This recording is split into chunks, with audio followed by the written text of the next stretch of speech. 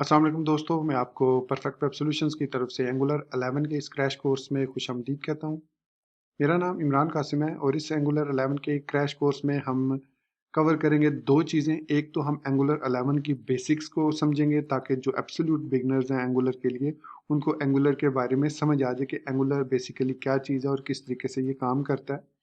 दूसरे पार्ट में हम एक क्विज ऐप क्रिएट करेंगे एंगुलर 11 को इस्तेमाल करते हुए, और मैं कोशिश करूंगा कि उस एंगुलर जो एप्लीकेशन होगी, जो क्विज ऐप होगी, उसको एज सिंपल एज पॉसिबल रखा जा सके ताकि जो एब्सोल्यूट बिगनर्स हैं उनको उसका भी कॉन्सेप्ट समझ आ जाए। और जिन दोस्तों ने मेरी ऑलरेडी एक सीरीज फॉलो की हुई है एंगुलर 5 और 6 की, उनको भी समझने में आसानी हो। तो मैं उम्मीद करता हूँ कि आपको मेरा ये क्रैश कोर्स पसंद आएगा और आप इसको लाइक भी ज़रूर करेंगे।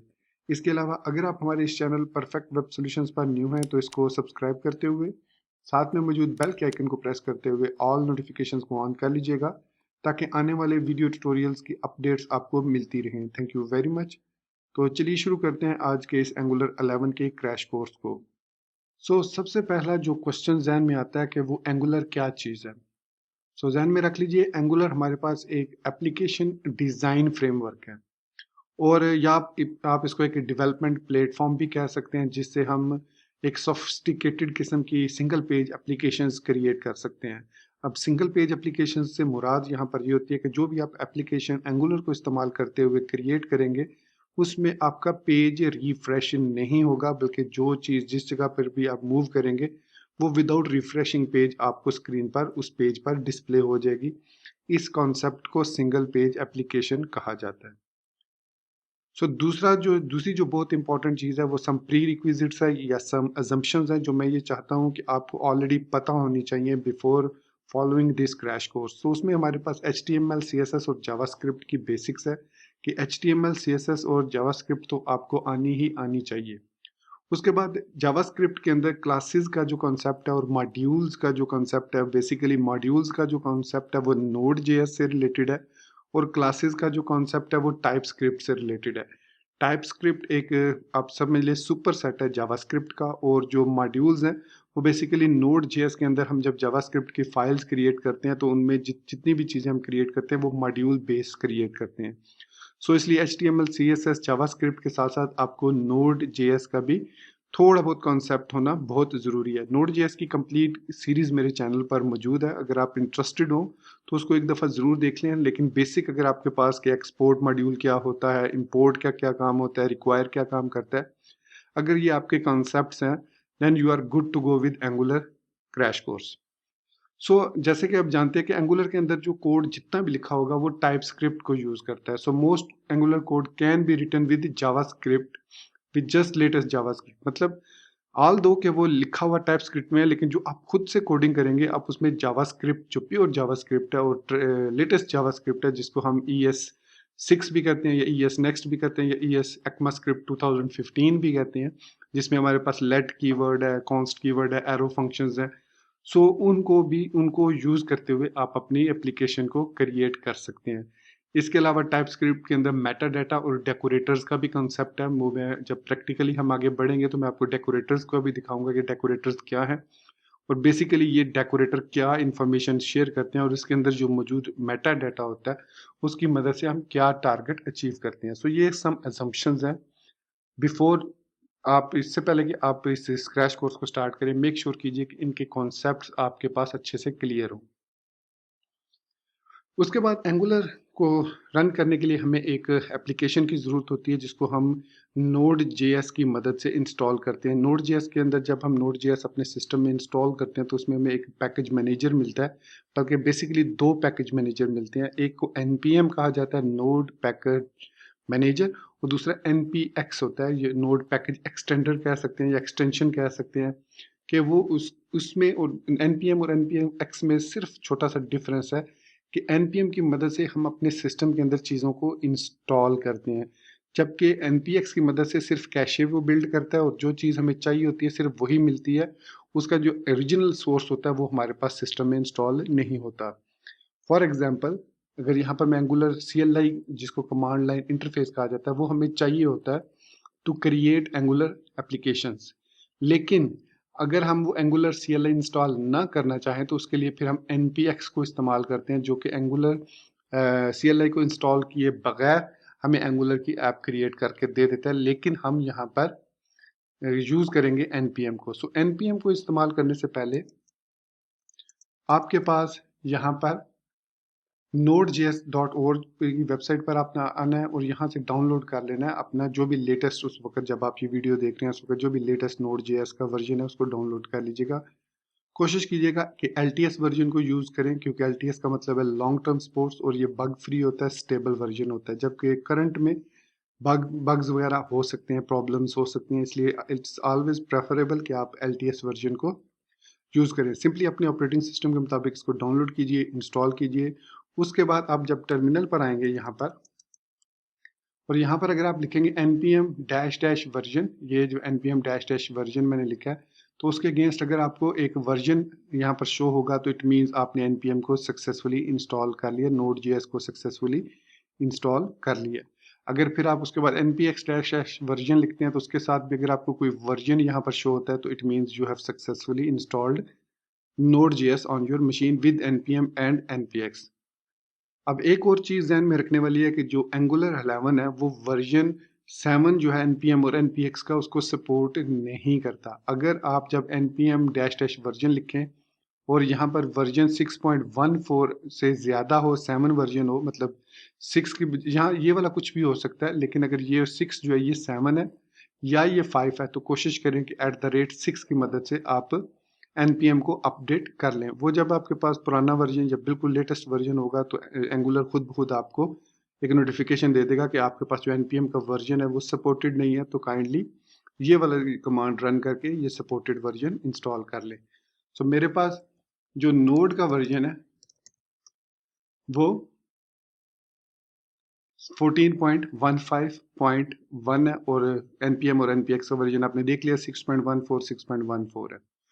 सो ये आपने इंस्टॉल कर लेना है। उसके बाद आपने लिखना है npm install -g@angular CLI, ये लिखेंगे। इसके बाद आपने प्रेस करना है इंटर। तो जब आप इंटर प्रेस करेंगे तो एक प्रोसेस स्टार्ट होगा और हमारे पास एंगुलर CLI ग्लोबली अवेलेबल हो जाएगी, जिसकी कमांड्स हम आगे चल के रन करेंगे। सो वापस स्लाइड्स की तरफ चलते हैं जब तक ये इंस्टॉल होता है। सो एंगुलर CLI को इंस्टॉल करने के बाद नेक्स्ट जो होता है वो होता है वर्क स्पेस को क्रिएट करना या इनिशियल स्ट्रक्चर क्रिएट करना अपनी एप्लीकेशन का।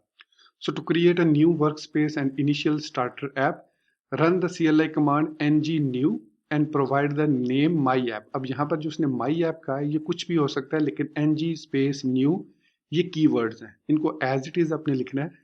माई ऐप की जगह पर आप कोई नाम भी दे सकते हैं, जैसे हम जो नेम देंगे उसको वो ng11 डैश क्विज होगा या ng क्विज ऐप होगा या ng11 क्विज होगा, कुछ इस किस्म का होगा, या सिर्फ क्विज भी हो सकता है। तो आपने मेरी जो एप्लीकेशन है वो ज़रूर देख ली होगी इमरान rbx.github.io पर, वहाँ पर ये इसका एंड रिजल्ट मैंने एप्लीकेशन का अपलोड किया हुआ है। सो अब हमने ये कमांड रन करनी है ng new स्पेस और जो भी एप्लीकेशन नेम है, तो लेट्स सी। तो यहाँ पर आप देख सकते हैं कि हमारे पास एंगुलर CLI का वर्जन 11.1.4 सक्सेसफुली इंस्टॉल हो चुका है। इसमें कुछ वार्निंग्स हैं, इनको इग्नोर कीजिए। तो अब हमने नेक्स्ट कमांड रन करनी है, तो मैं उसको अपने डेस्कटॉप पर रन करूंगा। तो यहाँ पर CD करके मैं कैश डायरेक्ट चेन डायरेक्टरी करके डेस्कटॉप पर आता हूँ और अब यहाँ पर मैं लिखूंगा ng new, और जिस तरीके से उसने कहा था ng ऐप रखना है तो मैं इसको कहता हूँ ng11 क्विज। सो ये हमारी ng11 क्विज, या इसको मैं ng11 क्विज डैश ऐप कह लेता हूँ। तो ये मैंने उसको नाम दे दिया एप्लीकेशन को। ये नाम आपने इस नाम से एक फोल्डर क्रिएट होगा और इस फोल्डर के अंदर आपके पास तमाम की तमाम एप्लीकेशन में जितने जितने भी पैकेजेस, जितना भी इसका स्ट्रक्चर, जो जो फाइल्स, बेसिक फाइल्स चाहिए होंगी वो सब की सब एंगुलर CLI ng जो है वो आपको क्रिएट करके देगी। यहाँ पर मैंने एंटर प्रेस किया तो सबसे पहले आपसे कुछ क्वेश्चन पूछे जाएंगे जिनके आपने आंसर करनी है। चूंकि आप एक बिगिनर हैं तो आपको इतना ज़्यादा इस पे के बारे में परेशान नहीं होना चाहिए। आप जस्ट आप एंटर प्रेस करते जाएंगे और आपकी जो एप्लीकेशन है वो क्रिएट हो जाएगी। लेकिन मैं ये ज़रूर चाहूँगा कि मैं आपको साथ साथ उनके बारे में एक्सप्लेन करता जाऊँ कि वो बेसिकली क्वेश्चंस हैं क्या और वो क्या चीज़ आपसे मांग रहे हैं। सो थोड़ा सा वेट करते हैं ताकि ये एप्लीकेशन जो है ये क्रिएट हो जाए और उसके बाद हमसे क्वेश्चन वो स्टार्ट कर ले। मीन टाइम हम वापस स्लाइड्स की तरफ आते हैं। तो इस NG न्यू की मदद से हमने बेसिक एप्लीकेशन जो है वो क्रिएट करने का प्रोसेस स्टार्ट कर दिया। उसके बाद होता है एप्लीकेशन को रन करना। अब जो एंगुलर CLI हम इंस्टॉल करते हैं उसका सबसे बड़ा एडवांटेज ये है कि this Angular CLI includes a server.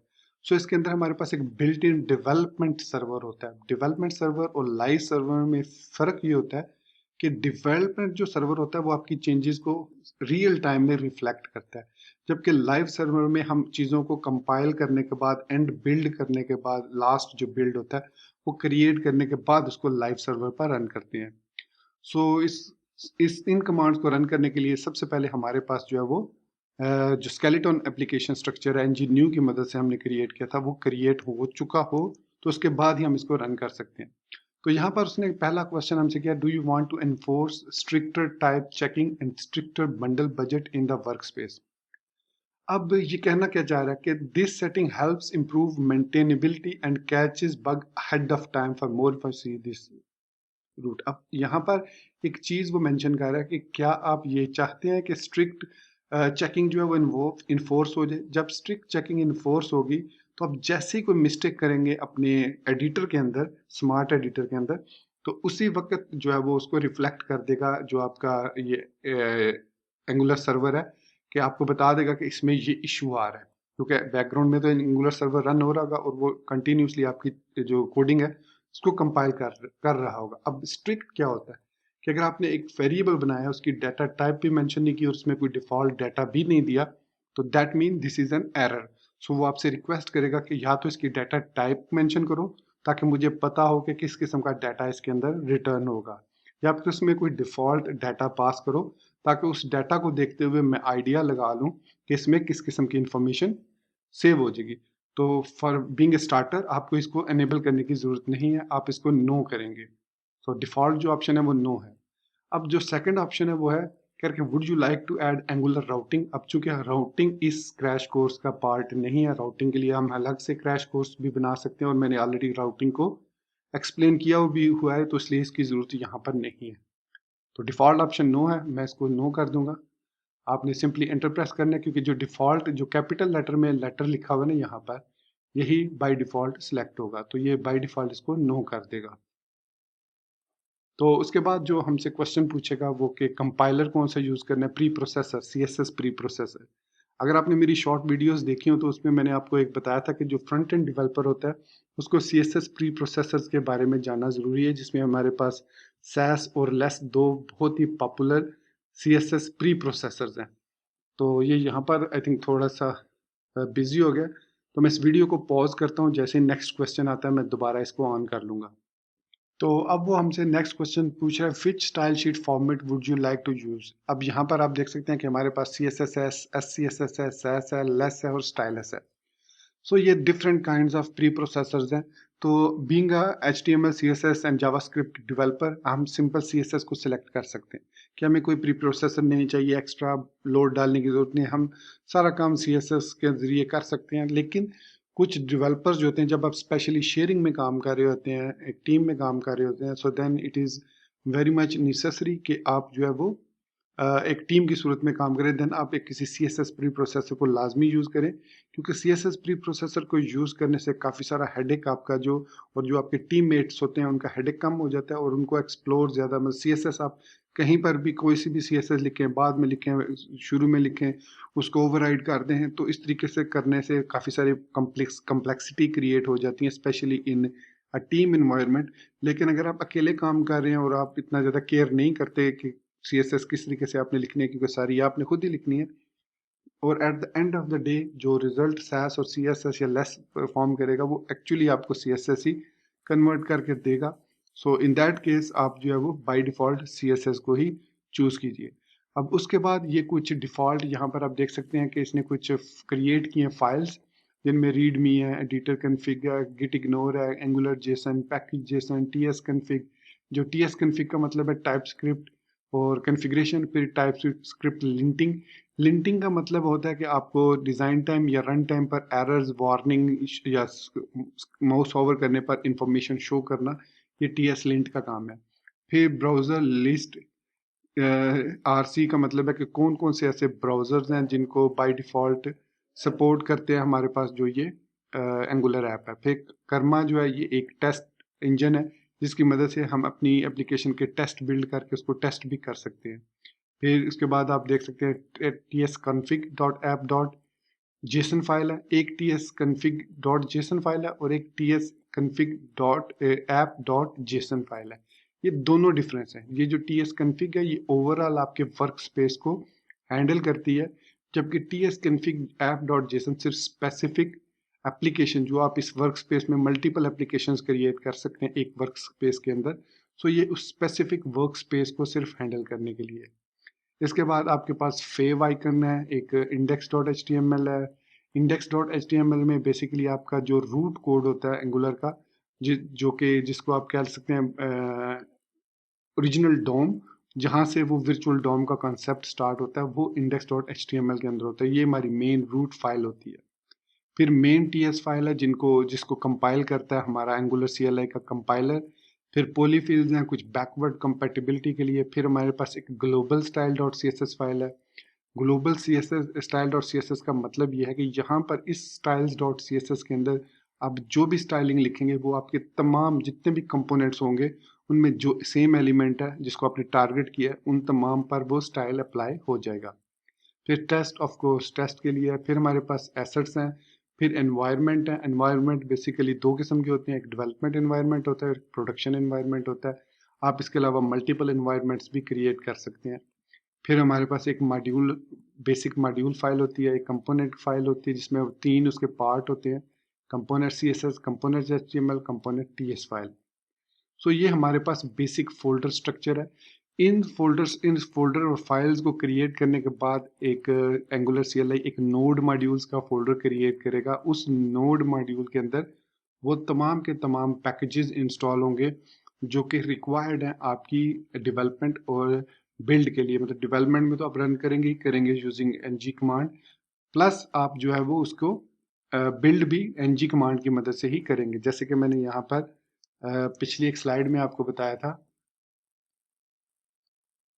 कि जो एंगुलर CLI है कि we use the Angular CLI to create projects, generate application and a library code, and perform a variety of ongoing development tasks such as testing, bundling and deployment। तो ये सारे के सारे काम हम ng यानी एंगुलर CLI की मदद से करते हैं। सो इसको हमने इंस्टॉल किया था npm install-g@angular/CLI की मदद से। आपने देख लिया, हमने इसको इंस्टॉल किया। फिर हमने वर्क स्पेस क्रिएट की, अभी वो क्रिएट हो रही है। वर्क स्पेस क्रिएट करने के बाद अब हमने उसको रन करना है। सो लेट्स सी कि हमारी वर्क स्पेस क्रिएट हुई है या नहीं। आई थिंक थोड़ा सा इंटरनेट स्लो है जिसकी वजह से जो ये npm है ये थोड़ा टाइम ले रहा है पैकेजेस को इंस्टॉल करने में, बट इवेंचुअली वो इनको इंस्टॉल कर लेगा। अच्छा, सम टाइम ऐसे भी हो सकता है कि आप जब ये इंस्टॉलिंग पैकेजेस पर आप किसी इंटरनेट कनेक्शन की वजह से, मतलब स्टेबल ना हो इंटरनेट कनेक्शन या स्पीड अच्छी ना आ रही हो, तो सम टाइम ऐसा होता है कि ये यहीं पर सर्कुलेट करता रहता है, या कि इंटरनेट डिस्कनेक्ट होकर दोबारा से कनेक्ट हुआ तो भी ये इशू आ सकता है। अगर ऐसा इशू हो कि इंस्टॉलिंग पैकेजेस पे काफ़ी ज़्यादा टाइम वो ले रहा हो, तो यहाँ पर आपने करना क्या है जैसे मेरे पास अभी ये काफ़ी टाइम ले रहा है, काफ़ी टाइम हो गया मैं वेट कर रहा था, लेकिन ये इंस्टॉलिंग पैकेजेस पर ही है। तो इसके लिए मुझे क्या करना होगा, सबसे पहले कंट्रोल-C की मदद से इसको ब्रेक करेंगे। फिर इस फोल्डर में जाएंगे जो हमने ng11 क्विज ऐप के नाम से क्रिएट किया है, इस फोल्डर के अंदर आएंगे और इस फोल्डर में हमारे पास यहाँ पर आप देख सकते हैं कि पैकेज डॉट जेसन फाइल जो क्रिएट हो चुकी है, तो इसके अंदर तमाम पैकेजेस की इंफॉर्मेशन है। सो मैं फिर लिखूंगा npm install space dash dash verbose. Verbose इसलिए लिखूंगा ताकि अगर कहीं पर भी कोई प्रॉब्लम आए तो वहीं पर मुझे पता चल जाए कि प्रॉब्लम एक्चुअली है क्या। सो यहाँ पर अब मैं इंटर दोबारा प्रेस करता हूँ, तो अब इससे क्या होगा कि अब ये जो पैकेजेस इसने प्रीवियसली इंस्टॉल नहीं किए थे उनको अब ये दोबारा से इंस्टॉल करेगा, लेकिन इस टाइम हमें बाकायदा प्रोग्रेस बार शो होगी, बाकायदा वो इन्फॉर्मेशन शो करेगा कि किस को वो यूज़ कर रहा है, कहाँ से कौन सी फाइल को यूज़ कर रहा है। आप देख सकते हैं कि वो कह रहा है कि वर्ब CLI को कहाँ कहाँ से वो इंस्टॉल कर रहा है। और लोकल बिन से या लोकल बिन नोड से कहाँ से npm को रन कर रहा है, सेशन का आईडी उसकी बकायदा देगा और रोल बैक करेगा जो प्रीवियसली बिल्ड कंप्लीट नहीं हुई, और उसके बाद दोबारा से तमाम प्रोसेस को फेच करेगा, मेटा डाटा सारी इंफॉर्मेशन को फेच करेगा। और अब आप देख सकते हैं कि हमारे पास बकायदा प्रोग्रेस बार शो हो रही है। ये स्टेप आपने उस वक्त करना है जब ng न्यू करने के बाद आपका जो की जो एप्लीकेशन है वो स्टक कर जाए और कंटिन्यूसली आपको शो करती रहे। तो अब वर्बस मोड में हमें बकायदा वो यहाँ पर आप देख सकते हैं कि कुछ रीडायरेक्ट्स बता रहा है कंटिन्यूसली कैशे से अब उठा रहा है, और ये अब ये प्रोसेस दोबारा से कंप्लीट होगा। और हमारे पास जो बेसिक स्ट्रक्चर है वो तो क्रिएट हो चुका है, लेकिन चूंकि पैकेजेस नहीं थे हमारे पास इंस्टॉल हुए, तो उन पैकेजेस को अब इंस्टॉल करने के बाद हम बाकी नेक्स्ट प्रोसेस कर सकते हैं, मतलब एप्लीकेशन को रन करने का प्रोसेस। सो यहाँ पर मैं ऑलरेडी फोल्डर में आ चुका हूँ ng11 dash quiz dash app के फोल्डर में, तो इसलिए यहाँ पर जो मैंने मेंशन किया है इस स्लाइड के अंदर कि एप्लीकेशन को रन करने के लिए हमें पहले cd करके उस एप्लीकेशन में जाना होगा, फिर उसके बाद ng serve dash dash open को रन करना है। ng serve basically development server को रन करेगा, और इस कमांड की मदद ng स्पेस सर्व की मदद से, ये कीवर्ड्स हैं, इनकी मदद से हम अपनी एप्लीकेशन को डेवलपमेंट मोड में रन करेंगे। और डैश डैश ओपन क्या करेगा, इसको डैश डैश ओपन भी लिख सकते हैं और सिंपल डैश ओ भी। तो ये बेसिकली आपका जो डिफ़ॉल्ट ब्राउज़र होगा जो आपके कंप्यूटर में, चाहे वो इंटरनेट एक्सप्लोरर है, क्रोम है, फायरफॉक्स है, ओपरा है, सफारी है, जो भी डिफ़ॉल्ट ब्राउज़र है, मेरे पास अब 4-5 ब्राउज़र इंस्टॉल्ड हैं, उनमें डिफ़ॉल्ट जो मेरा ब्राउज़र है वो सफारी ब्राउज़र है। सो उसमें वो इस वेबसाइट को क्रिएट करने के बाद ओपन करेगा http://localhost:4200 पोर्ट पर। तो यही डिफ़ॉल्ट पोर्ट होती है। अगर ये पोर्ट किसी भी रीज़न की वजह से, मतलब अगर आप एक और एंगुलर की एप्लीकेशन रन कर रहे हैं और ये बिज़ी है, तो ये पोर्ट ऑटोमेटिकली चेंज हो जाएगी। हो सकता है 4201 हो जाए, 4210 हो जाए। तो आपने नोट करना है कि जब आपका डिफ़ॉल्ट ब्राउज़र ओपन हो तो उसके अंदर आपने देखना है कि कौन सी पोर्ट है, ताकि अगर आप किसी न्यू टैब में उसको रन करना चाहें दोबारा से, तो वो आप एग्जैक्टली सेम पोर्ट टाइप करें, क्योंकि पोर्ट चेंज होगी तो डेफिनेटली एप्लीकेशन चेंज हो जाएगी। तो यहाँ पर वापस आते हैं टर्मिनल पर, देखते हैं। तो अब आप देख सकते हैं कि हमारे पास बाकायदा यहाँ पर वो प्रोसेस चल रहा है, और यहाँ पर जनरेटिंग एक्शन टू टेक, यहाँ पर वो काफ़ी सारा टाइम जो है वो ले रहा है। पहले उसने 132,707 मिली सेकेंड, मतलब ऑलमोस्ट 30 सेकेंड्स 13 मिनट्स लिए हैं आई थिंक। सो अब देखते हैं कि ये कितनी देर और यहाँ पर लगाता है।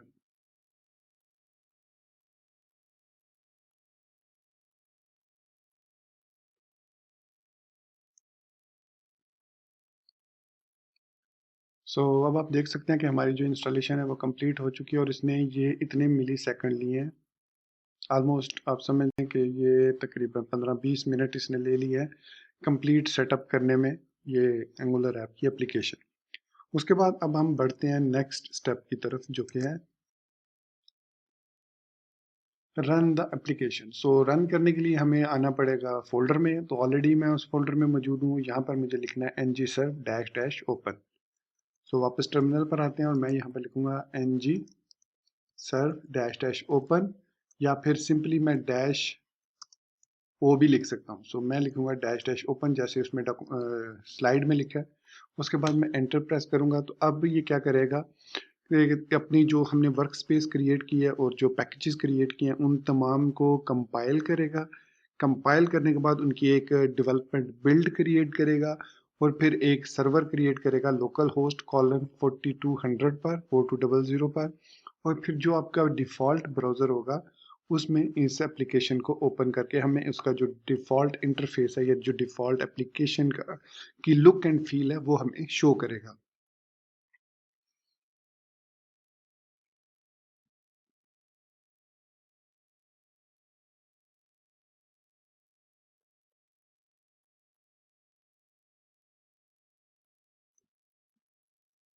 तो यहाँ पर वो हमसे पूछ रहा है कि यहाँ पर would you like to share anonymous usages, by default ये नो होता है, तो इसको नो ही रहने दें और एंटर प्रेस कर दें,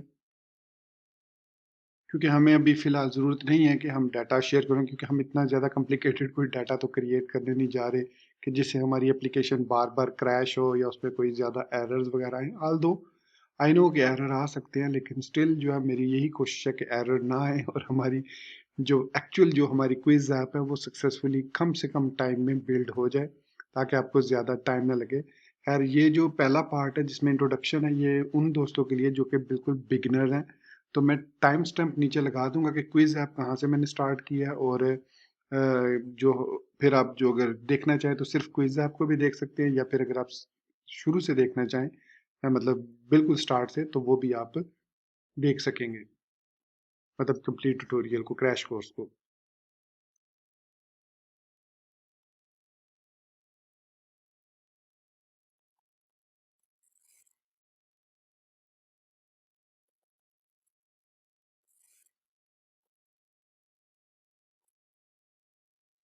तो यहाँ पर आप देख सकते हैं कि हमारी एप्लीकेशन सक्सेसफुली कंपाइल होने के बाद हमारे डिफ़ॉल्ट ब्राउज़र में ओपन हो चुकी है, और ये इसकी डिफ़ॉल्ट एप्लीकेशन की का जो व्यू है ये है। तो यहाँ पर आपके पास भी इसी तरीके से आपकी एप्लीकेशन इज रनिंग लिखा हुआ आएगा, और फिर यहाँ पर कुछ आपको इंटरफेस भी देखने को मिल जाएगा। सो इस तरीके से हमने एंगुलर की CLI को इंस्टॉल करके एनजी की मदद से एप्लीकेशन क्रिएट करने के बाद उसके साथ साथ हमने उसको रन करके ब्राउज़र के अंदर ओपन करना भी देख लिया। तो यहाँ पर आप देख सकते हैं compile successfully styles dot CSS, इसके अलावा यहाँ पर कुछ जावास्क्रिप्ट और स्टाइल्स रन टाइम्स वगैरह उसने कंपाइल किए हैं।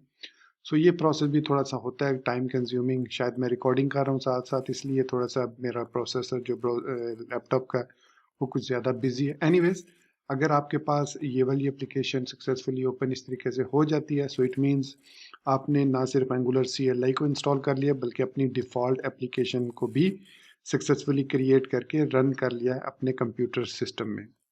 सो अब हम नेक्स्ट स्लाइड्स की तरफ बढ़ते हैं। सो रन द एप्लीकेशन, हमने सक्सेसफुली एप्लीकेशन को रन कर लिया। अब हम कुछ इसके बेसिक कॉन्सेप्ट्स की बात करते हैं एंगुलर की। सो एंगुलर का जो फ्रेमवर्क है, या आप कह लो कि ये जो मैंने स्टार्टिंग में आपको बताया था कि ये जो आपके पास डिज़ाइन पैटर्न है या डिज़ाइन स्ट्रक्चर है या डेवलपमेंट लाइफ साइकिल है जो एंगुलर प्रोवाइड करता है आपको, इसके कुछ कोर कंपोनेंट्स हैं, कुछ कोर पार्ट्स हैं जिनके बगैर आपकी एंगुलर की ऐप जो है सक्सेसफुल नहीं हो सकती। कुछ इनमें से मैंडेटरी हैं, मतलब ज़रूरी है उनका होना, कुछ जो है वो ऑप्शनल है। सॉरी। तो यहाँ पर अगर आप देखें तो architecture of an Angular application relies on certain fundamental concepts. The basic building blocks of the Angular frameworks are modules, components, templates, directives and data binding concept. So ये सारे के सारे आपके पास फंडामेंटल इसके कॉन्सेप्ट्स हैं। उसके बाद सर्विसेज एंड डिपेंडेंसी इंजेक्शन है, और फिर राउटिंग है। बेसिकली तमाम की तमाम ये जो बिल्डिंग ब्लॉक्स हैं या फंडामेंटल कॉन्सेप्ट्स हैं, ये तमाम की तमाम या तो आपके पास टाइपस्क्रिप्ट फाइल होगी, या जावास्क्रिप्ट की फाइल आप कह सकते हैं उसको, या फिर HTML की फाइल होगी, या CSS की फाइल्स। सो इन्हीं पर ये आपके जो फाइल्स हैं, ये इन्हीं एक्सटेंशन, इन्हीं फाइल्स टाइप की बेस पर क्रिएट होती हैं, टाइपस्क्रिप्ट और HTML की जो बेसिक फाइल्स हैं। बाकी ये क्या चीज़ें हैं इंडिविजुअली, ये क्या इनके कॉन्सेप्ट हैं, वो हम देखते हैं। तो सबसे पहले हम बात करेंगे एंगुलर मॉड्यूल्स की। सो किसी भी एंगुलर एप्लीकेशन के अंदर उसका जो मेन बिल्डिंग ब्लॉक होता है वो होता है उसके मॉड्यूल्स। और किसी भी एक एप्लीकेशन के अंदर एक एप्लीकेशन मॉड्यूल का होना बहुत ज़रूरी है, क्योंकि वही मॉड्यूल बेसिकली आपके बाकी पार्ट्स के जो एप्लीकेशन का स्ट्रक्चर होता है उसको आपस में कनेक्ट करता है। तो जब हम NG न्यू की मदद से एक न्यू ऐप क्रिएट करते हैं, तो उसके अंदर हमारे पास एक डिफ़ॉल्ट मॉड्यूल ज़रूर होता है जिसका नाम ऐप मॉड्यूल होता है, और इसके अंदर इसका एक सर्टेन स्ट्रक्चर होता है, जो भी हम जब इसका फोल्डर स्ट्रक्चर देखेंगे और फाइल्स देखेंगे तो उसमें मैं आपको समझाऊंगा कि इसके अंदर हमारे पास कुछ समझ लें कि NG मॉड्यूल नाम का एक डेकोरेटर होता है, फिर उसके अंदर एक क्लास होती है, और हमेशा जो डेकोरेटर होता है उसके अंदर कुछ उस क्लास के बारे में मेटा डाटा होता है, जिसकी बेस पर वो क्लास एक सर्टेन एक्शंस परफॉर्म करती है। ये टाइप स्क्रिप्ट का कॉन्सेप्ट है। और जब हम इसको कंपाइल करते हैं तो at the end of the day जो हमें कंपाइल होकर फाइल मिलती है वो जावास्क्रिप्ट की फाइल ही होती है। So Angular modules are the main building block of any Angular app. Every Angular app must have a root module, conventionally named app module, so which provides the bootstrap mechanism. अच्छा, यहाँ पे bootstrap से मुराद CSS framework नहीं है, बल्कि bootstrap का से मुराद है कि उसको किक ऑफ करने के लिए, एप्लीकेशन को रन करने के लिए जो मेन मॉड्यूल चाहिए होता है, वो उन तमाम कंपोनेंट्स को जो आपस में ज्वाइन करता है वो मॉड्यूल ऐप मॉड्यूल होता है। So launches the application and app typically contains many functional modules. अब दूसरी चीज़ जो अहम पॉइंट है वो ये है कि एक रूट मॉड्यूल होना ज़रूरी है और वो हमारे पास डिफ़ॉल्ट ऐप मॉड्यूल होता है, लेकिन इसके अलावा भी हम मल्टीपल मॉड्यूल्स क्रिएट कर सकते हैं। आगे चल के हम देखेंगे जब प्रैक्टिकली हम अपनी क्विज ऐप क्रिएट करेंगे तो उसमें हम मॉड्यूल्स को ऐड करेंगे। So just like JavaScript modules, ng modules can import functionality from other ng modules and allow their own functionality to be exported and used by other ng modules. अब यहाँ पर ये कहना चाह रहा है कि ये जो modules होते हैं ये ना सिर्फ दूसरे modules की functionality को import करते हैं बल्कि अपनी functionality को भी export करते हैं। So जब तक कोई ng module अपनी functionality को export नहीं करेगा तब तक हम उसकी functionality को किसी दूसरे module में import भी नहीं कर सकते। ये चीज़ अपने जहन में रखनी है। तो एंगुलर मॉड्यूल के बाद जो नेक्स्ट है हमारे पास वो है एंगुलर के कंपोनेंट्स। जब एक एंगुलर मॉड्यूल की मदद से आप कोई मॉड्यूल क्रिएट करते हैं तो उसके लिए जो पहली रिक्वायरमेंट होती है कि just like in angular module every angular application has at least one component. तो एक कंपोनेंट का होना जरूरी है। तो एंगुलर के अंदर कंपोनेंट्स किस तरीके से क्रिएट होते हैं वो मैं आगे चल के आपको बताऊंगा। Which is called the root component that connects a component hierarchy with the page documentation of document object model। अब DOM क्या होता है? DOM बेसिकली आपके पास डॉक्यूमेंट ऑब्जेक्ट मॉडल होता है और इसको डिफाइन अगर एक्सप्लेन करना है तो मैंने जावास्क्रिप्ट की मिनी सीरीज में इसके बारे में एक्सप्लेन किया हुआ है। आपको ऑलरेडी इसके बारे में पता होना चाहिए कि DOM क्या होता है, इसको कैसे मैनिपुलेट करते हैं। So each component defines a class that contains application data and logic। तो जो भी आप कंपोनेंट क्रिएट करेंगे उसके अंदर आपके पास एक डेकोरेटर होगा और उसके साथ एक क्लास होगी। सो डेकोरेटर जो होगा वो हमेशा जो टाइप स्क्रिप्ट के अंदर डेकोरेटर आप बनाते हैं वो हमेशा एट द रेट सिंबल से स्टार्ट करते हैं। यहाँ पर आप देख सकते हैं कि लिखा हुआ है एट द रेट कंपोनेंट। इस एट द रेट कंपोनेंट के अंदर हम फर्दर कोई लॉजिक डिफाइन करते हैं, मेटा डाटा देते हैं। मतलब इसके अंदर हम बताते हैं कि जब ये कंपोनेंट एग्जीक्यूट हो तो इसके अगेंस्ट कौन सी पहली चीज़ तो इस कंपोनेंट का नाम क्या हो, दूसरा इस कंपोनेंट के अगेंस्ट कौन सी HTML फाइल लोड हो और उसके साथ साथ कौन सी स्टाइलिंग्स हमने लोड करनी है। So the component decorator identify the class immediately below it as a component and provides the template and related component specific metadata। ये हम आगे चल के भी थोड़े से बारे में देखेंगे। सो कंपोनेंट के बाद जो नेक्स्ट चीज़ है एंगुलर टेम्पलेट्स हैं। सो एंगुलर टेम्पलेट्स जो होते हैं वो बेसिकली HTML होती है, आपकी जो भी HTML होती है वो आप एंगुलर टेम्पलेट्स के अंदर आप लिखते हैं। So an Angular template combines HTML with Angular markup that can modify HTML elements before they are displayed. So जो एंगुलर टेम्पलेट्स होते हैं वो होते हैं हमारे पास HTML के फॉर्मेट में ही है, लेकिन वो कंपाइल करके आपकी फाइल को फिर उसको जो भी कोड उसके अगेंस्ट जनरेट होता है उसको जनरेट करने के बाद आपकी स्क्रीन पर शो होते हैं। उसके बाद है एंगुलर डायरेक्टिव। सो जो एंगुलर के डायरेक्टिव्स होते हैं ना provide program logic and binding markups connect your application data and डोम।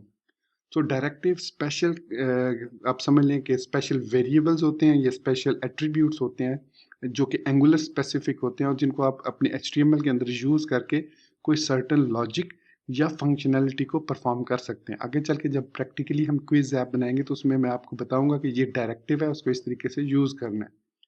कुछ बिल्ट इन डायरेक्टिव्स होते हैं, कुछ हम अपनी मर्जी से भी डायरेक्टिव्स क्रिएट कर सकते हैं और डायरेक्टिव्स की डिफरेंट टाइप्स भी होती हैं, लेकिन चूंकि that is not the part of this crash course इसलिए उसको मैं स्किप करता हूँ। अभी आगे बढ़ते हैं। एंगुलर में डाटा बाइंडिंग से मुराद ये होती है कि आप चूंकि मल्टीपल कंपोनेंट्स यूज़ करेंगे और ये एक कंपोनेंट बेस्ड आर्किटेक्चर है एंगुलर, तो इसमें जब कंपोनेंट को आपस में इंटरेक्शन करवाना है तो वो कैसे इंटरेक्ट करना है उसके लिए हम डाटा बाइंडिंग कॉन्सेप्ट यूज़ करते हैं। इसी तरीके से एक HTML को एक टाइप स्क्रिप्ट फाइल से कम्युनिकेट करवाने के लिए भी हमारे पास कुछ डाटा बाइंडिंग से रिलेटेड डायरेक्टिव्स मौजूद हैं। सो वो कह रहा है कि there are two types of data binding. अच्छा, उसको प्रॉपर्टी बाइंडिंग कहते हैं जो हम डायरेक्टिव के थ्रू करते हैं। So event binding lets your app respond to user input in the target environment by updating your application data. So event binding का मतलब यह है कि एक स्पेसिफिक, क्योंकि जावास्क्रिप्ट एक इवेंट ड्रिवन प्रोग्रामिंग लैंग्वेज है, तो इसमें जब कोई इवेंट अकर होता है तो वो इवेंट किसी मखसूस की प्रेस करने पर भी हो सकता है, माउस क्लिक करने पर भी हो सकता है। सो जैसे ही वो क्लिक इवेंट या वो की प्रेस इवेंट होगा तो वो एक इवेंट जनरेट होगा और एंगुलर के अंदर हम एक डायरेक्टिव यूज़ करेंगे जिसकी मदद से हम उस HTML वाले इवेंट को बाइंड करेंगे कि वो एक सर्टन टाइप स्क्रिप्ट का फंक्शन एग्जीक्यूट करे। और अपनी एप्लीकेशन को अपडेट करेंगे।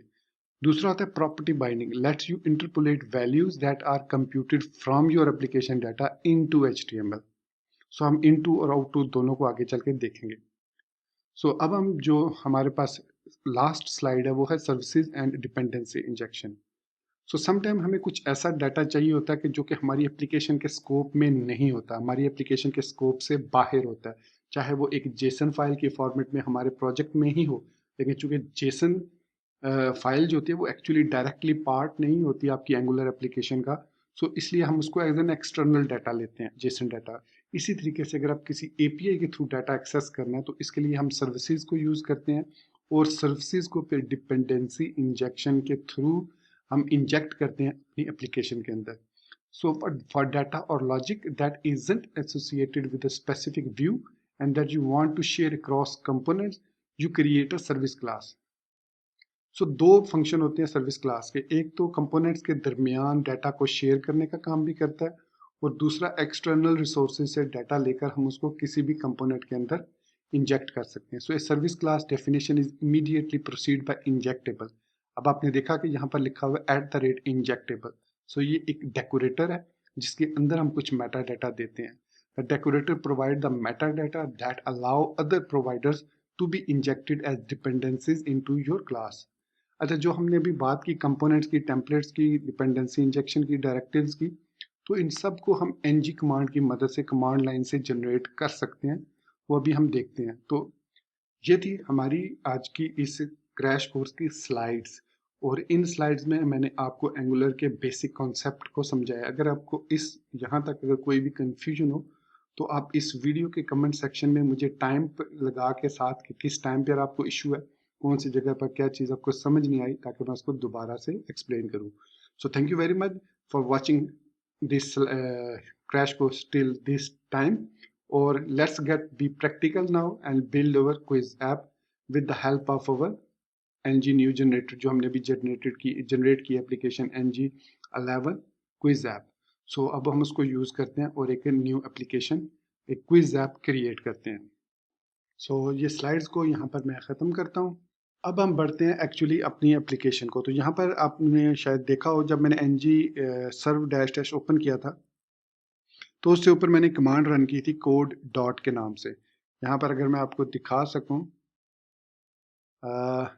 ये कोड डॉट जो मैंने ng सर्व डैश ओपन से पहले एग्जीक्यूट की थी।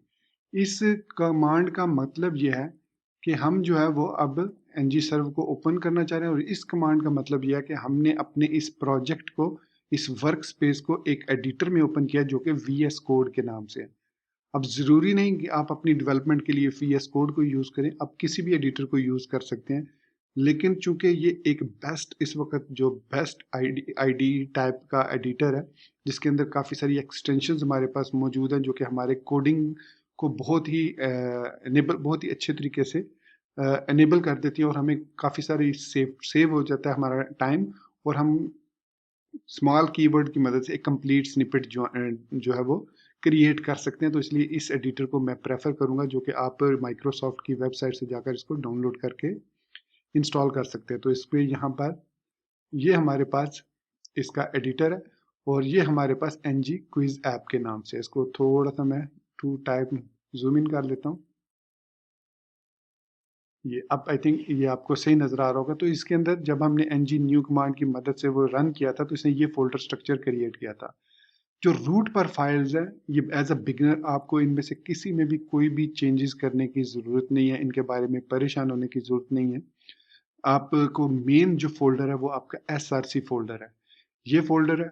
इस फोल्डर के अंदर भी आप सिर्फ और सिर्फ काम करेंगे अपने ऐप के फोल्डर में। इस ऐप के फोल्डर में हम तमाम फाइल्स क्रिएट करेंगे, फर्दर फोल्डर क्रिएट करेंगे, और एसेट्स के फोल्डर में हम वो फाइल्स रखेंगे जो हमने इस सोर्स के फोल्डर में डायरेक्टली इंसर्ट करनी हो। इसके अलावा यहाँ पर सोर्स फोल्डर में यहाँ पर आपको रूट पर एक index.html फाइल मिलेगी, जहाँ पर एक कंपोनेंट जो है वो ऑलरेडी माउंटेड है app-root के नाम से। अब जैसे मैंने आपको इंट्रोडक्शन में बताया था कि हर एंगुलर की ऐप में एक डिफॉल्ट मॉड्यूल जो कि आपको यहाँ पर मिलेगा ऐप के फोल्डर में app.module.ts की मदद से। इसको ऐप मॉड्यूल कहते हैं। यहाँ पर इसमें आप देखेंगे class app module, export class app module, ये हमारा डिफ़ॉल्ट मॉड्यूल है। उसके बाद इसमें एक app component dot TS file है, ये हमारी टाइप स्क्रिप्ट फाइल है, और ये हर एक एप्लीकेशन के अंदर एक डिफ़ॉल्ट कंपोनेंट फाइल होती है। अब यहाँ पर इसका जो ये कंपोनेंट है @कंपोनेंट, ये मैंने बताया था, ये एक डेकोरेटर है हमारे पास। इसके अंदर ये हमारे पास मेटा डाटा है जो ये बताता है कि इसका नाम क्या है, सिलेक्टर जिसको हमने index.html में ऐड किया। फर्दर ये इसकी जो टेम्पलेट है उसकी यूआरएल क्या है, कहाँ पर है पड़ा हुआ ये टेम्पलेट, उसको कहाँ से लोड करना है। फिर स्टाइल यूआरएल्स कौन कौन सी हैं। अच्छा, यहाँ पर अगर आप गौर करें तो ये सिंपल स्ट्रिंग फॉर्मेट में है, जबकि ये एरे के फॉर्मेट में है। इसका मतलब ये है कि स्टाइल यूआरएल के अंदर हम मल्टीपल स्टाइल फाइल्स को लोड कर सकते हैं ज़रूरत पड़ने पर। तो ये चीज़ इसलिए यहाँ पर ये एरे के फॉर्मेट में है।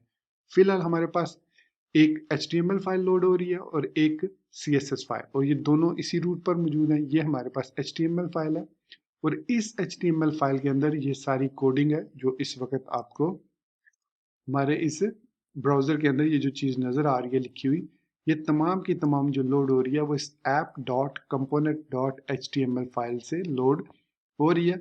और यहाँ पर ये जो टाइटल लिखा हुआ है ng11-quiz-app ऐप इज़ रनिंग, ये कहाँ से आ रहा है, ये आ रहा है हमारे app.component.ts से।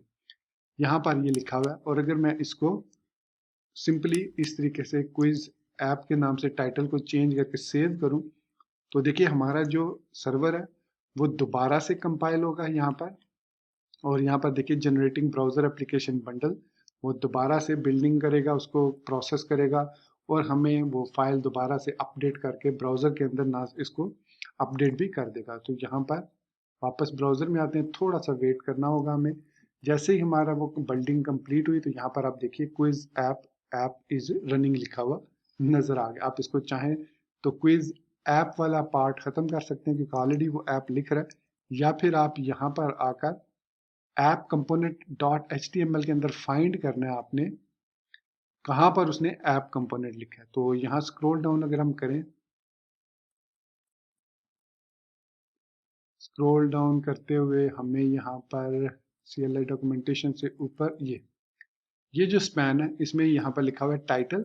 अब इस चीज़ को कहा जाता है मुस्टैशी एलिमेंट या इंटरपोलेशन इन एंगुलर। अगर आप कोई भी वेरिएबल जो आपने इसकी TS फाइल के अंदर डिक्लेयर किया हुआ है, जिसके साथ आपने इस टेम्पलेट URL में इसको कनेक्ट किया हुआ है, उसके अंदर कोई भी आप वेरिएबल क्रिएट करते हैं, जैसे हमने वेरिएबल क्रिएट किया जिसके अंदर हमने क्विज ऐप लिखा है, इसको डिस्प्ले करना चाहें तो हम यहाँ पर उसका नाम डायरेक्टली इन करली ब्रैकेट्स के अंदर इस तरीके से लिखते हैं, तो वो उसको रेंडर करता है। अब मैं यहाँ से ऐप को ख़त्म कर देता हूँ और इसको सेव करूँगा।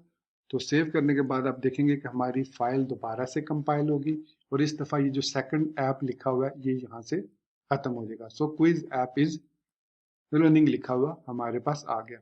अब मैंने क्या करना है, मैंने ये जो रिसोर्सेज से लेकर यहाँ तक ये सारा सेक्शन है इसको यहाँ से यहाँ तक ख़त्म करूँगा। ये वाला पार्ट मैं रहने दूंगा, ये जो नीचे लिंक्स हैं, लेकिन यहाँ तक सारा पार्ट मैं ख़त्म कर दूंगा। या फिर हम अगर अपनी क्विज ऐप को यहाँ तक रखना चाहें तो यहाँ तक भी रख सकते हैं रिसोर्सेज, और here are some links to help you get started, या रिसोर्सेज या इससे ऊपर भी रख सकते हैं जहाँ पर भी। तो मैं लेकिन इन लिंक्स को यहाँ तक ख़त्म करता हूँ। तो ये ऐप इज़ रनिंग यहाँ पर है। उसके बाद हमारे पास ये रिसोर्सेज है, ये वाले रिसोर्सेज का सेक्शन है, इसमें हमारे पास ये डिव है, इसको हमने ख़त्म करना है, और उसके बाद ये वाली डिव ख़त्म करनी है।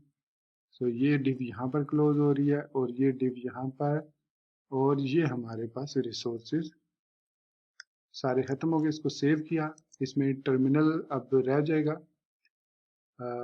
यहाँ पर वो क्या कह रहा है, selection does not exist app component. I think मैंने यहाँ पर कोई चीज़ मिस कर दी है। अब ये ठीक हो गया। आई थिंक मैंने कोई गलती से अब इसको एरर देना तो नहीं चाहिए है। लेट्स सी, इसको फिर मैं ख़त्म करता हूँ, और अच्छा हाँ ये इसकी वजह से कह रहा है। और इसको सारे को यहाँ से मैं सिलेक्ट करता हूँ, और टर्मिनल को भी यहाँ से मैं ख़त्म करता हूँ। फिर ये लिंक्स है, सो नेक्स्ट स्टेप ये लिंक्स है हमारे पास। इन सब को मैं यहाँ से अब ख़त्म करता हूँ, सिर्फ लिंक्स को रहने देता हूँ। सेव किया, this time I am sure, ये देखिए अब हमारे पास यहाँ पर ये इस तरीके से नज़र आ रहा है। सो इसको फर्दर आप और क्लीन करना चाहें तो यहाँ से आप आखिर में आकर लिंक्स को भी खत्म कर सकते हैं, ठीक है। So it's all up to you. हम जो काम करेंगे अब वो हम यहाँ तक करेंगे। अच्छा, ये जो स्टाइल है ना, ये जो स्टाइल लिखा हुआ है इसने, इसको भी हम यहाँ से कट करेंगे। यहाँ से सारे स्टाइल को मैं सिलेक्ट करता हूँ। ये जस्ट क्लीन अप कर रहा हूँ ताकि हमारी जो ये app component dot H T M L file है ये थोड़ी सी क्लीन नजर आए। तो यहाँ से मैं इस सारे को कट किया। कट करने के बाद मैं app component dot C S S file में आऊँगा। ये हमारी इस कंपोनेंट की फाइल है, तो यहाँ पर मैं इस कोड को पेस्ट कर दूँगा। सेव किया। सेव करने के बाद वापस इसमें आए app component dot T S sorry H T M L file में, और इस स्टाइल को यहाँ से हमने कर दिया खत्म। और ये टूल बार हम रहने देते हैं, और इसी तरीके से एंड से हम ये सेक्शन भी खत्म कर देते हैं। सो ये हमारे पास कुछ इस तरीके से स्टाइलिंग बन गई। सो क्विज ऐप उसको और ज़्यादा स्टाइल करना चाहें तो it's all up to you. तो इस तरीके से हम अपने कंपोनेंट्स में जो भी डाटा टीएस फाइल से लेना हो वो हम एचटीएमएल में इंटरपोलेशन के थ्रू ले सकते हैं। सो यहाँ पर सिर्फ बात हो रही है वेरिएबल्स की, कि हम सिर्फ और सिर्फ वेरिएबल्स को ले सकते हैं। यहाँ पर वेलकम, आई थिंक वेलकम से ऊपर है, क्विज ऐप इज रनिंग। यहाँ पर ये हाईलाइट कार्ड आ गया, और क्विज ऐप ये हमारे पास स्पैन है। सो ये वाला जो है क्विज ऐप इज रनिंग, ये हमारे पास वेरिएबल है जिसको हमने इस तरीके से गेट किया और चेंज किया। सो हमने अब ऐप के अंदर ही रहकर सारा काम करना है। तो जैसा कि मैंने इंट्रोडक्शन में बताया था कि every Angular app must have one root module, जिसको ऐप मॉड्यूल कहा जाता है। उसके बाद हर एक एप्लीकेशन के अंदर एक रूट कंपोनेंट भी होता है जिसको ऐप कंपोनेंट कहा जाता है। ये हमारे पास इसका रूट कंपोनेंट है। अब क्विज के लिए हम क्विज के नाम से एक न्यू कंपोनेंट क्रिएट करना चाह रहे हैं। तो इसके लिए जो सबसे बेस्ट और इजी वे है वो है यूजिंग द टर्मिनल। अब टर्मिनल पर हमारे पास रन हो रही है इस वक्त ng सर्व कमांड।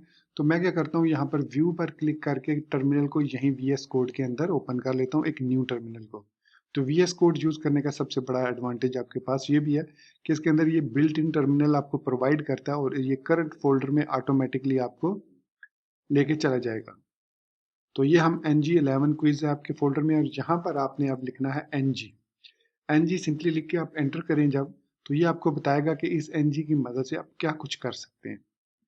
सो ये उसने हमें बता दी अवेलेबल कमांड्स कौन कौन सी है। तो ये सारी इसकी डिटेल है, आप इसको एक दफ़ा टाइम लगाकर रीड कर लीजिएगा। ng बिल्ड क्या करती है, ng कन्फिग क्या करती है, ng डॉक क्या करती है, ng इसमें हमारे पास जो सर्व हमने रन किया है अभी जो हमारे पास है ng जनरेट हमने यूज़ करनी है। ng जनरेट की मदद से हम मल्टीपल टाइप ये जो इंफॉर्मेशन है वो जनरेट कर सकते हैं। तो यहाँ पर ng मैं जनरेट लिख के अब प्रेस करता हूँ,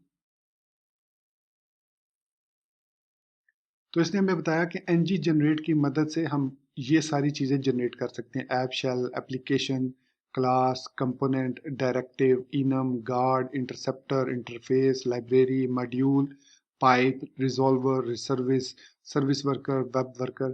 तो ये तमाम की तमाम हम चीज़ें जो है वो ng जनरेट की मदद से क्रिएट कर सकते हैं, और इसको वो बाय डिफ़ॉल्ट इसी ऐप के फोल्डर में क्रिएट करेगा। हमने इसमें कंपोनेंट्स क्रिएट करने, एक ही कंपोनेंट क्रिएट करेंगे हम, और उसके बाद हम एक सर्विस क्रिएट करेंगे। तो बाकी चीज़ों के बारे में ये आपको परेशान होने की ज़रूरत नहीं है। ये मेरी जो एंगुलर 5-6 की सीरीज़ है वो भी उर्दू और हिंदी में, उसको आप एक दफ़ा देख लीजिए, उसमें ये सारी चीज़ें मैंने एक्सप्लेन की हुई हैं। सो अब हमें जो अपनी एप्लीकेशन है उसके लिए एक न्यू कंपोनेंट चाहिए ताकि हम अपने क्विज ऐप को क्रिएट कर सकें। तो यहाँ पर मैं लिखूंगा ng जनरेट कंपोनेंट। अब शॉर्ट में कंपोनेंट को आप सिंपल सी भी लिख सकते हैं और जनरेट को जी भी लिख सकते हैं, GC। So G stand for generate and C stand for component. Component का नाम जो हमने देना है वो देना है क्विज, और सिंपली एंटर प्रेस करेंगे तो ये हमें कुछ फाइल्स जनरेट करके देगा ऐप के फोल्डर में, एक न्यू क्विज के नाम से फोल्डर क्रिएट करके। सो ये क्विज के नाम से फोल्डर क्रिएट हुआ, और उसके अंदर ये 5 फाइल्स क्रिएट हुई, 4 फाइल्स क्रिएट हुई, एक फाइल अपडेट हुई। अपडेट कौन सी हुई, app.module.ts फाइल, ये हमारे पास अपडेट हुई, और ये 4 फाइल्स क्रिएट हुई। अब सबसे पहले हम देखते हैं कि अपडेट क्या हुआ। जब भी आप कोई न्यू कंपोनेंट क्रिएट करेंगे और आप चाहते हैं कि आपकी जो एप्लीकेशन है उस कंपोनेंट को समझे, उसको यूज़ करने के काबिल हो जाए, तो इसके लिए आपको सबसे पहले उस कंपोनेंट को या उस मॉड्यूल को इंपोर्ट करना होगा ऐप मॉड्यूल के अंदर। और अगर वो कंपोनेंट है तो उसको आपने डिक्लेयर करना है एनजी मॉड्यूल। ये हमारे पास डेकोरेटर है, इसके अंदर आप उसको डिक्लेयर करेंगे कि भाई ये हमारा एक कंपोनेंट है। जैसे आपने देखा ऐप कंपोनेंट हमारे पास एक कंपोनेंट है, इसी तरीके से अब क्विज कंपोनेंट हमारे पास एक कंपोनेंट है। तो यहाँ पर अगर मैं इसको कॉपी करके, अभी आप देख रहे हैं कि यहाँ पर हमारे पास जो स्क्रीन है वो ये वाली नज़र आ रही है। अगर मैं इस क्विज कंपोनेंट को यहाँ से कॉपी करके इस ऐप कंपोनेंट की जगह पे रिप्लेस करके इसको सेव करता हूँ, तो ये अभी स्क्रीन ब्लैंक हो जाएगी।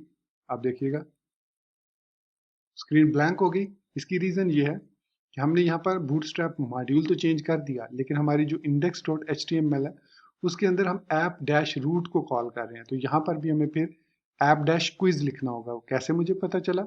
यहाँ क्विज के फोल्डर में मैं आऊँगा और यहाँ पर क्विज डॉट कंपोनेंट में आऊँगा, तो ये देखिए ये इसका सिलेक्टर नेम है। इसको कॉपी करूँगा और index.html के अंदर यहाँ पर आकर मैं इसको पेस्ट कर दूंगा इस तरीके से। सो सेव किया। अब हमारे पास यहाँ पर स्क्रीन पर क्विज वर्क्स लिखा हुआ नजर आ गया। सो इट मीन हमारा कंपोनेंट सक्सेसफुली काम कर रहा है। तो इसको मैं वापस रीसेट कर देता हूँ, हमें ऐप रूट ही चाहिए और यहाँ पर हमारे पास ऐप मॉड्यूल के अंदर जो बूटस्ट्रैप कंपोनेंट है वो हमें यही चाहिए।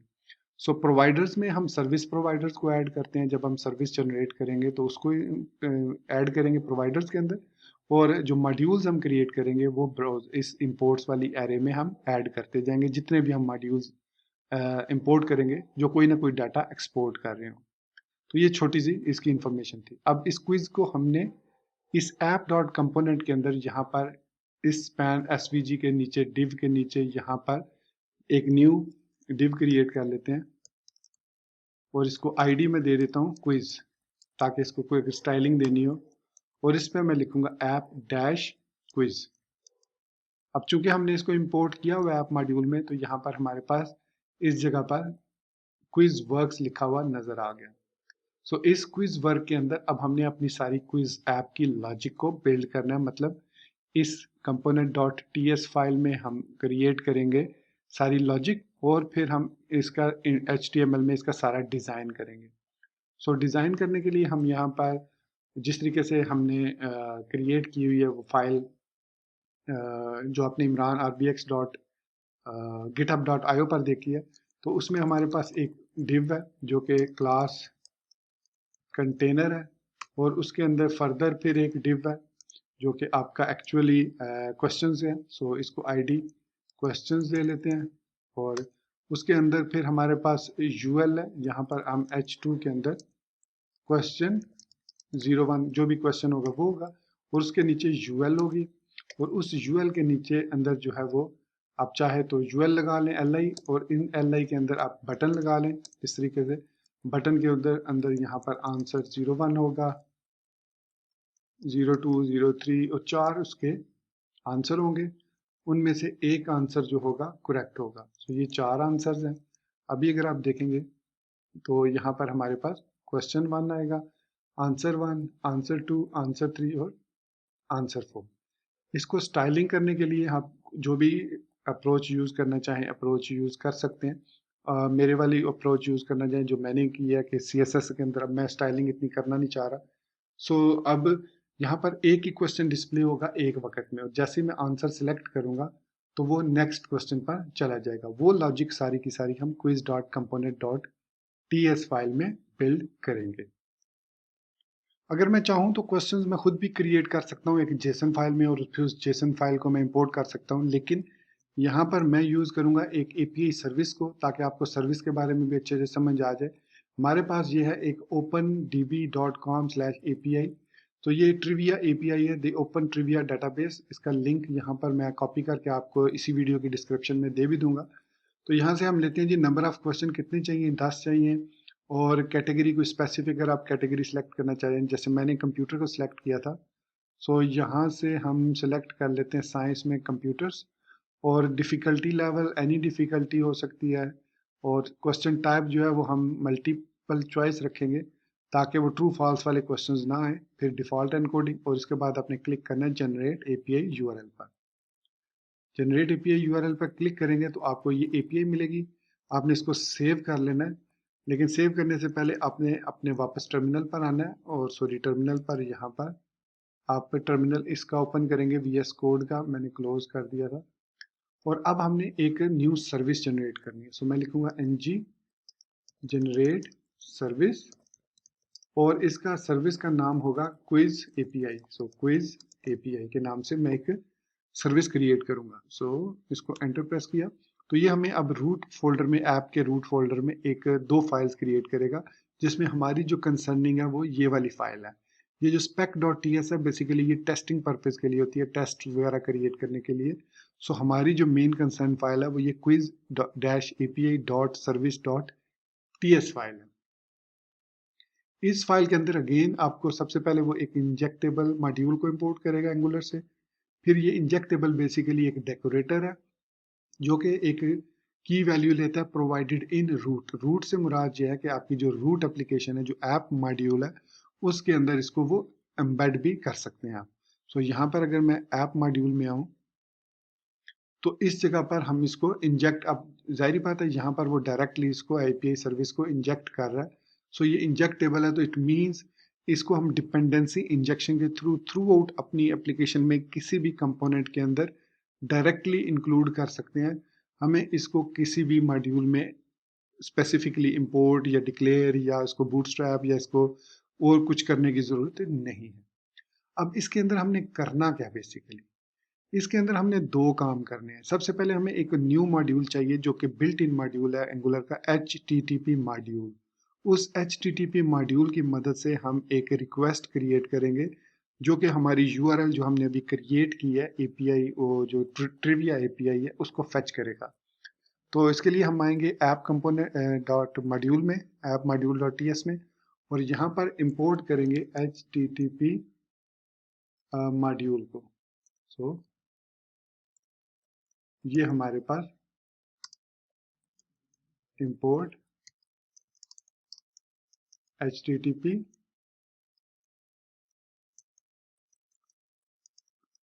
यहाँ पर इसको ऑटोमेटिकली सजेशन देनी चाहिए।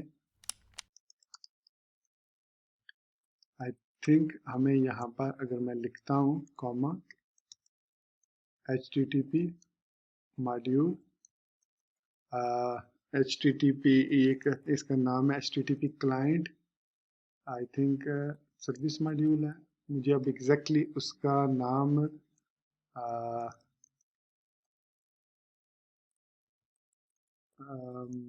मॉड्यूल हमारे पास है, ये है हमारे पास। एक मिनट, यहाँ पर काफ़ी सारे मॉड्यूल हैं, उसमें हमें ये हमारे पास है HTTP क्लाइंट मॉड्यूल जो कि हम इंपोर्ट करेंगे। तो इसको इंपोर्ट करने के लिए हमें यहाँ पर इंपोर्ट करना होगा HTTP client module from angular slash H common slash HTTP से। सो यहाँ से हम इसको इंपोर्ट करेंगे। इंपोर्ट करने के बाद जब भी हम कोई मॉड्यूल इंपोर्ट करते हैं तो उसको इंपोर्ट्स वाली एरे में HTTP क्लाइंट मॉड्यूल के नाम से ऐड कर देंगे इस तरीके से। अब हमने इस मॉड्यूल को अपनी एप्लीकेशन के अंदर ऐड कर दिया। अब इसको हम किसी भी कंपोनेंट के अंदर यूज कर सकते हैं। सो अब हम आएंगे ऐप सर्विस में, और यहाँ पर हमें इंपोर्ट करना है एक न्यू सर्विस, एक न्यू क्लाइंट मॉड्यूल को, जो कि होगा हमारे पास import HTTP client from angular slash common slash HTTP। So मैंने आई थिंक स्पेलिंग गलत लिख दी एंगुलर के। सो एंगुलर, सो ये हमारे पास HTTP क्लाइंट है। अब इस HTTP क्लाइंट को हम इंसर्ट करेंगे अपने कंस्ट्रक्टर में। सो कंस्ट्रक्टर के अंदर हम एक प्राइवेट का वेरिएबल लेंगे। अब यहाँ पर जावास्क्रिप्ट या टाइपस्क्रिप्ट के अंदर हम किसी भी कंस्ट्रक्टर के अंदर जो वेरिएबल प्राइवेट क्रिएट करेंगे उसको विद इन दैट मॉड्यूल हम कहीं पर भी एक्सेस कर सकते हैं, लेकिन आउटसाइड ऑफ दैट मॉड्यूल हम उसको एक्सेस नहीं कर सकते। सो HTTP जिसकी जो रिटर्न टाइप होगी वो HTTP क्लाइंट होगी। तो टाइप स्क्रिप्ट के अंदर किसी भी वेरिएबल की रिटर्न टाइप डिफाइन करने का तरीका ये होता है कि उसके कॉलन के बाद हम उसकी रिटर्न टाइप मेंशन कर देते हैं।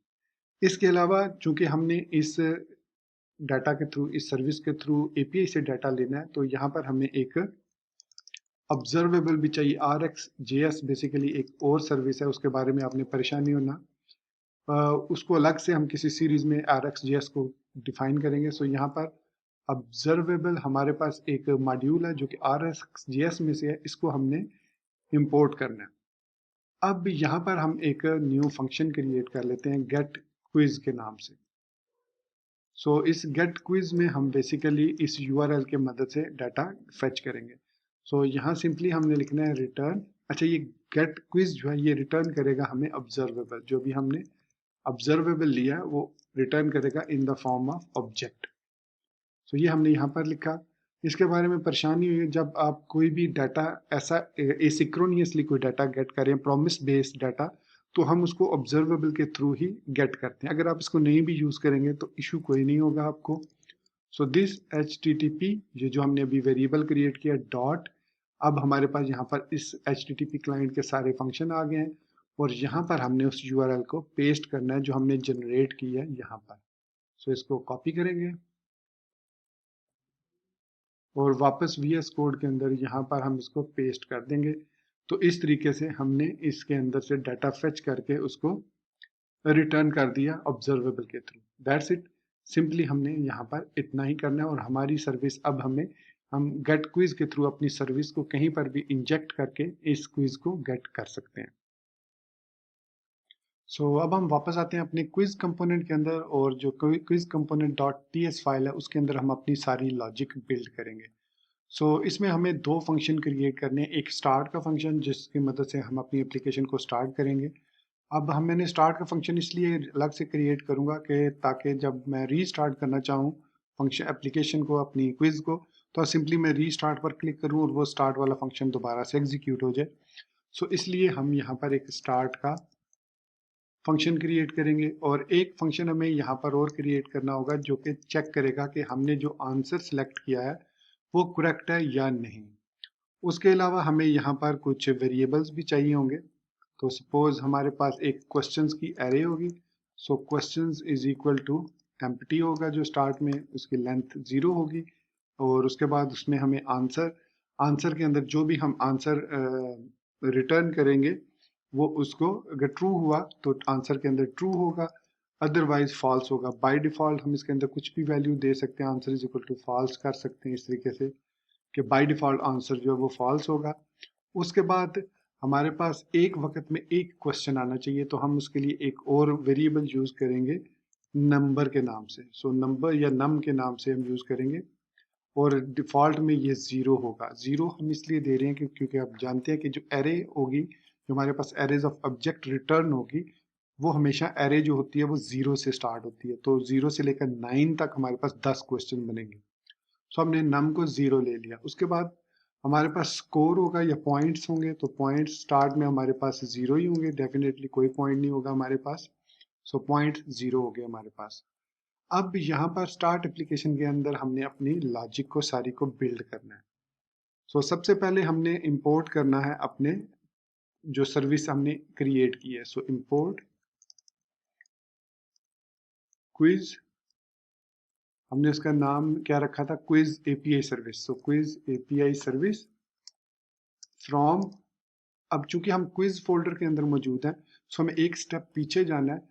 डॉट डॉट स्लैश किया और उसके बाद यहाँ पर आप देख सकते हैं ऑटोमेटिकली हमारे पास क्विज API सर्विस का पाथ आ गया। हमने इसको क्लिक कर देना है सिंपली।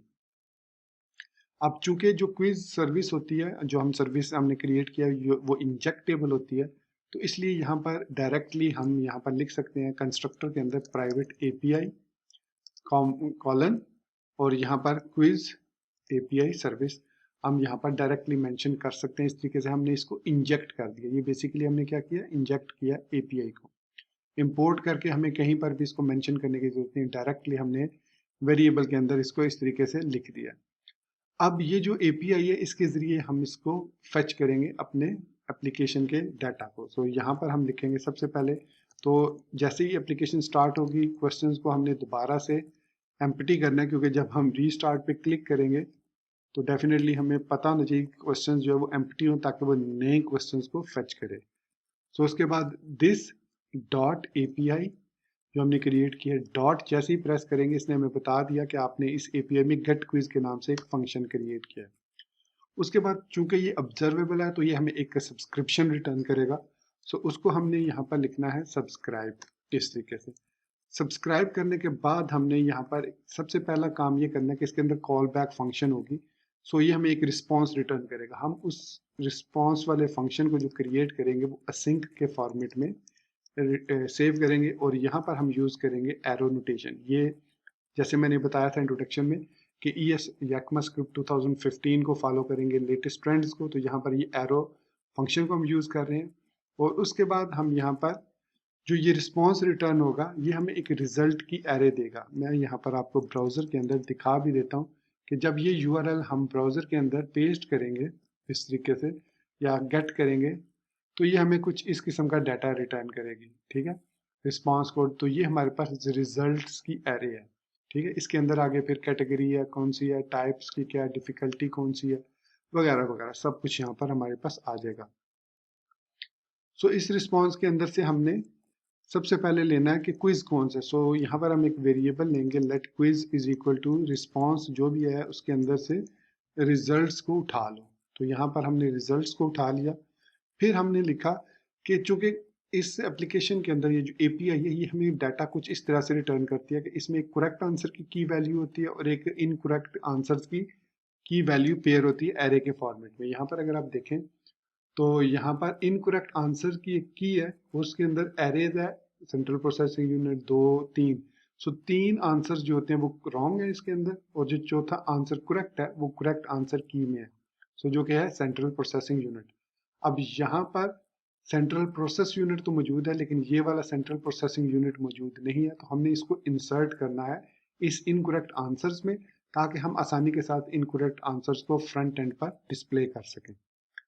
सो वापस VS कोड में आते हैं और यहाँ पर अब मैं एक लूप लगाऊंगा इस क्विज की बेस पर फॉर ईच, और इसके बाद यहाँ पर हमारे पास ये हमने ऑलरेडी क्विज फॉर ईच, और यहाँ पर ये हमें एक एलिमेंट रिटर्न करेगा।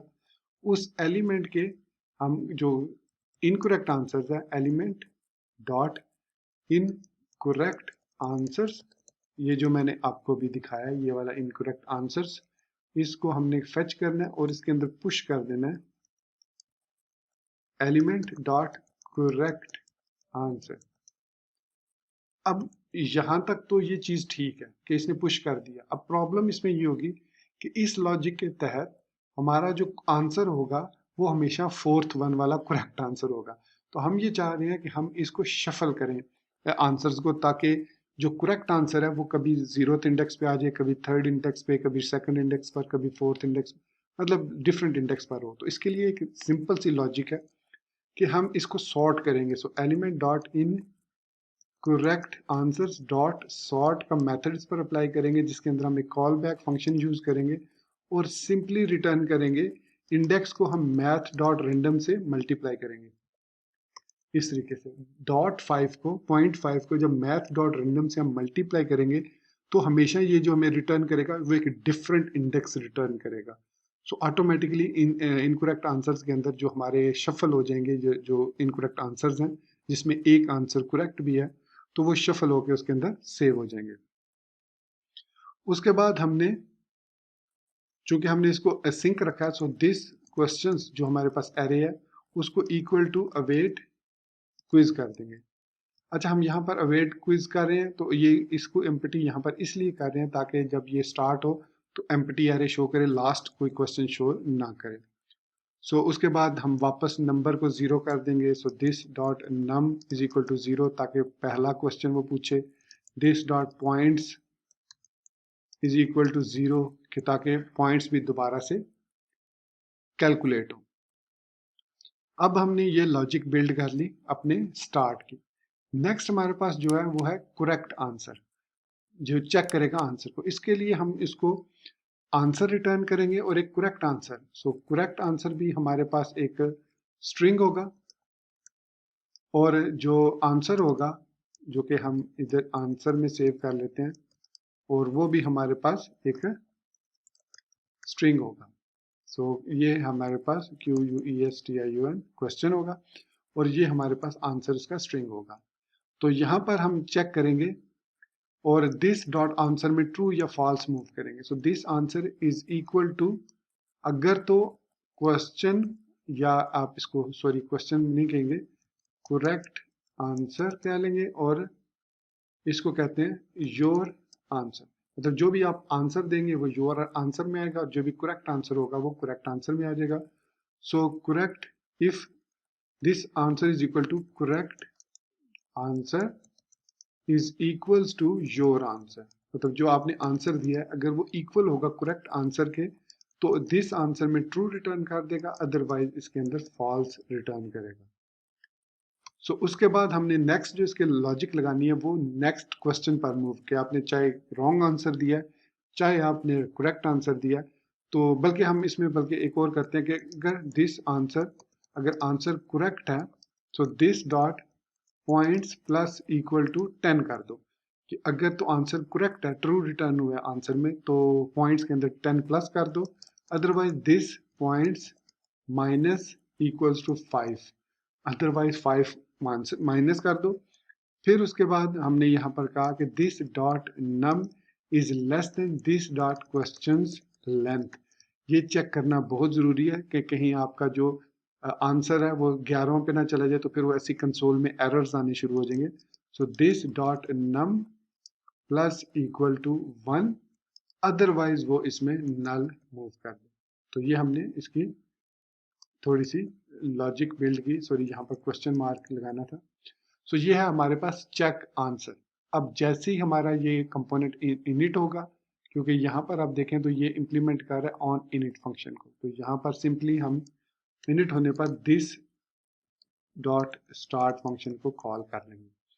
So that's it. ये हमारी इस सारी जो भी हमने एप्लीकेशन क्रिएट किया उसकी ये लॉजिक है, जो कि चेक करेगी आंसर को और एप्लीकेशन को स्टार्ट करेगी। क्योंकि यहाँ पर ng ऑन इनिट बेसिकली जब आप रूट कंपोनेंट क्रिएट करते हैं वो किसी भी इंटरफेस को इम्प्लीमेंट नहीं करता, लेकिन जो भी आप फर्दर कंपोनेंट क्रिएट करेंगे वो ऑन इनिट को इम्प्लीमेंट करेंगे। So different kinds of components होते हैं, और उसमें जैसे इनम भी है, डायरेक्टिव्स भी हैं। सो वो डिफरेंट इंटरफेसेस को इम्प्लीमेंट करते हैं। सो ऑब्जेक्ट ओरिएंटेड प्रोग्रामिंग में हम इम्प्लीमेंट्स उस वक्त यूज करते हैं जब किसी क्लास को, किसी इंटरफेस को हमने इम्प्लीमेंट करना हो किसी क्लास पे। सो यहाँ तक आई एम श्योर आपको कोई कंफ्यूजन नहीं होगी और आपको इस एप्लीकेशन की लॉजिक समझ लगी होगी। अब हम इसके HTML पार्ट की तरफ बढ़ते हैं। अब जो APIs की तरफ से हमारे पास डाटा इस क्वेश्चंस के अंदर आएगा, उसको हमने डिस्प्ले करवाना है अपने quiz.component.html के अंदर यहाँ पर। सो यहाँ पर आप देख सकते हैं कंटेनर के अंदर हमने एक और डिव क्रिएट किया जिसकी आईडी क्वेश्चंस है। तो यहाँ पर हम एक सबसे पहले एक चेक लगाएंगे ng if। अब ये जो ng if है ये हमारे पास एक डायरेक्टिव है जो कि बिल्ट इन डायरेक्टिव है। इसको प्रॉपर्टी डायरेक्टिव भी कहते हैं, और इसको अब बेसिकली इसको मेरे ख्याल में बेस्ट इसके लिए स्ट्रक्चरल, क्योंकि इसमें हम लॉजिक बिल्ड करते हैं, तो स्ट्रक्चरल आप इसको डायरेक्टिव कह सकते हैं। तो हमेशा जो डायरेक्टिव बिल्ट इन है वो ng से स्टार्ट होते हैं। सो ng if। अब यहाँ पर इक्वल टू साइन में हम लिखेंगे क्वेश्चंस। डेफिनेटली वो क्वेश्चन से मुराद जो हमने TS फाइल के अंदर क्वेश्चन की एरे क्रिएट किया, dot length is greater than 0, अगर उसकी लेंथ ग्रेटर देन 0 है, and num is less than questions dot length. तो अगर तो हमारे पास question dot length greater than 0 है, और नम जो है वो जो नम वेरिएबल है उसकी वो जो भी वैल्यू है उसके अंदर वो क्वेश्चन डॉट लेंथ से कम है, तो इस इफ ब्लॉक को रन करो, इस ब्लॉक को H2 को और UL को। अदरवाइज यहाँ पर हम सेमी कॉलन के बाद लिखेंगे एल्स, एल्स में लिखेंगे एल्स ब्लॉक। अब ये एल्स ब्लॉक जो है ये हमारे पास एक टेम्पलेट स्ट्रिंग है, और इसको क्रिएट करने के लिए हम यहाँ पर एक ng टेम्पलेट लगाएंगे with in this container ng dash template, और इस ng टेम्पलेट का जो नेम होगा वो हम इस तरीके से एल्स ब्लॉक कर देंगे। सो एल्स ब्लॉक, ये वाला एल्स ब्लॉक और ये वाला एल्स ब्लॉक सेम होना चाहिए। अब इसके अंदर आप फाइनल जो भी आउटपुट है उसको लिखेंगे, जैसे H2 यू स्कोर्ड, और यहाँ पर मैंने कहा था कि मुस्ताशिया एलिमेंट को हमने यूज करना है और यहाँ पर हम पॉइंट्स को डिस्प्ले कराएंगे, और पॉइंट्स का इंक्रीमेंट जो है वो यहाँ पर कंपोनेंट डॉट टीएस में हम यहाँ पर कर रहे हैं। ये जो लॉजिक है कि ट्रू होने की सूरत में +10 होगा, रॉन्ग होने की सूरत में -5 होगा। सो यहाँ पर हम पॉइंट्स ऐड कर देंगे और फिर यहाँ पर एक बटन क्रिएट करेंगे, और बटन के अंदर यहाँ पर एक और डायरेक्टिव यूज करेंगे। ये इवेंट वाला डायरेक्टिव होगा या इवेंट बाइंडिंग के थ्रू होगा। सो इसमें हम स्टार्ट मेथड को सिंपली कॉल कर लेंगे। तो जो मेथड हमने अभी क्रिएट किया उस मेथड को हम इस तरीके से कॉल कर लेंगे, और यहाँ पर मैं लिखूंगा रीस्टार्ट गेम या क्विज। मैंने उसमें गेम लिखा, यहाँ पर मैं रीस्टार्ट क्विज लिख देता हूँ। अब नेक्स्ट हमने यहाँ पर ngif लगा दिया। अब नेक्स्ट हमने यहाँ पर डिस्प्ले करवाना है स्कोर, जो करंटली जो भी स्कोर है वो हमें यहाँ पर H2 में डिस्प्ले करवा लेता हूँ, करंट स्कोर, कि करंट आपका स्कोर हर क्वेश्चन के साथ चेंज होता रहेगा वो क्या है। सो यहाँ पर पॉइंट्स को दोबारा से डिस्प्ले करवा लेते हैं। अब हमने यहाँ पर पहला क्वेश्चन डिस्प्ले करवाना है। सो यहाँ पर हमने अब इसमें यहाँ पर अगर मैं क्वेश्चन नंबर 1 यहाँ पर डिस्प्ले करवाऊँ इस जगह पर, तो इसको अगेन हम एलिमेंट के थ्रू यहाँ पर लिखेंगे क्वेश्चंस इनटू नम, मतलब जो भी करंटली नम में वैल्यू है डॉट क्वेश्चन। तो हमारे पास जो भी करंट क्वेश्चन होगा डिस्प्ले हो जाएगा, लेकिन इन क्वेश्चन में एक इशू आएगा कि कुछ स्पेशल HTML के करैक्टर हैं वो उनको प्रॉपरली रेंडर नहीं करेगा। तो वो मैं आपको बताता हूँ आगे कि कैसे उसको रिजॉल्व करना है। सो ये हमने इसके अंदर लिख लिया। अब हमें इन LI के अंदर जो बटन्स हैं उनके अंदर डाटा को डिस्प्ले करवाना है। सो यहाँ से मैं इन तमाम LIs को ख़त्म कर दूंगा, सिर्फ एक LI हमें चाहिए क्योंकि हमने अब जो काम है वो लूप के थ्रू करना है। सो यहाँ पर LI के अंदर हम लिखेंगे ng_for। अब ng_for एक और डायरेक्टिव है हमारे पास। इन डायरेक्टिव्स के बारे में डिटेल एक्सप्लेनेशन मैंने अपनी एंगुलर 5 की सीरीज में एक्सप्लेन की है, आप उसमें जाकर देख सकते हैं।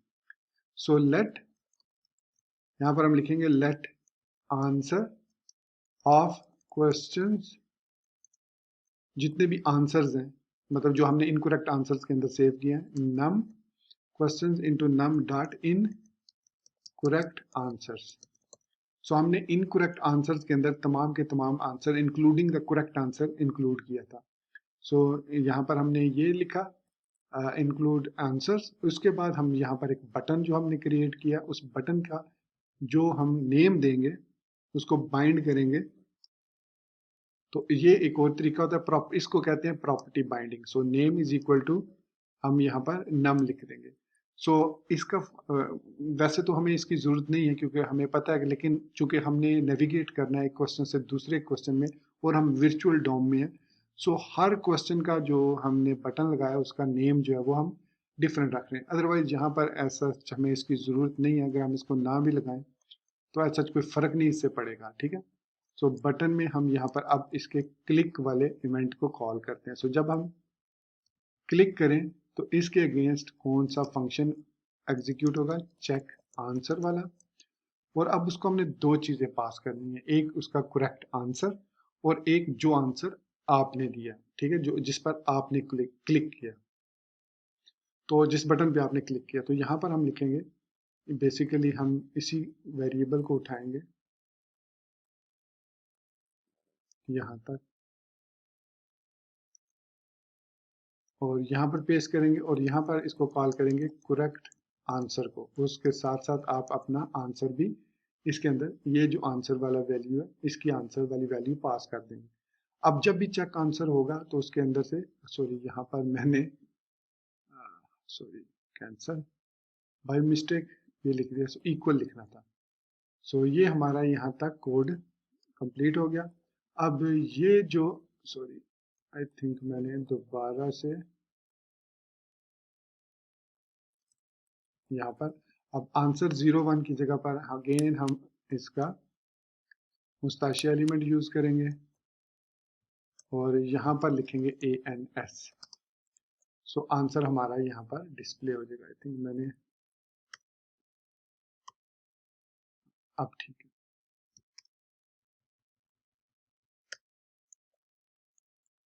तो ये हमारे पास बटन हो गया और उस बटन के क्लिक के अगेंस्ट हमने ये फंक्शन एग्जीक्यूट कर दिया और आंसर में हमें करंट आंसर जो भी हम उसमें से सिलेक्ट करेंगे वो डिस्प्ले हो जाएगा। तो ये थी हमारी टेम्पलेट की लॉजिक। अब हम चलते हैं ब्राउज़र में, देखते हैं हमारे ब्राउज़र में कोई एरर वगैरह तो नहीं है।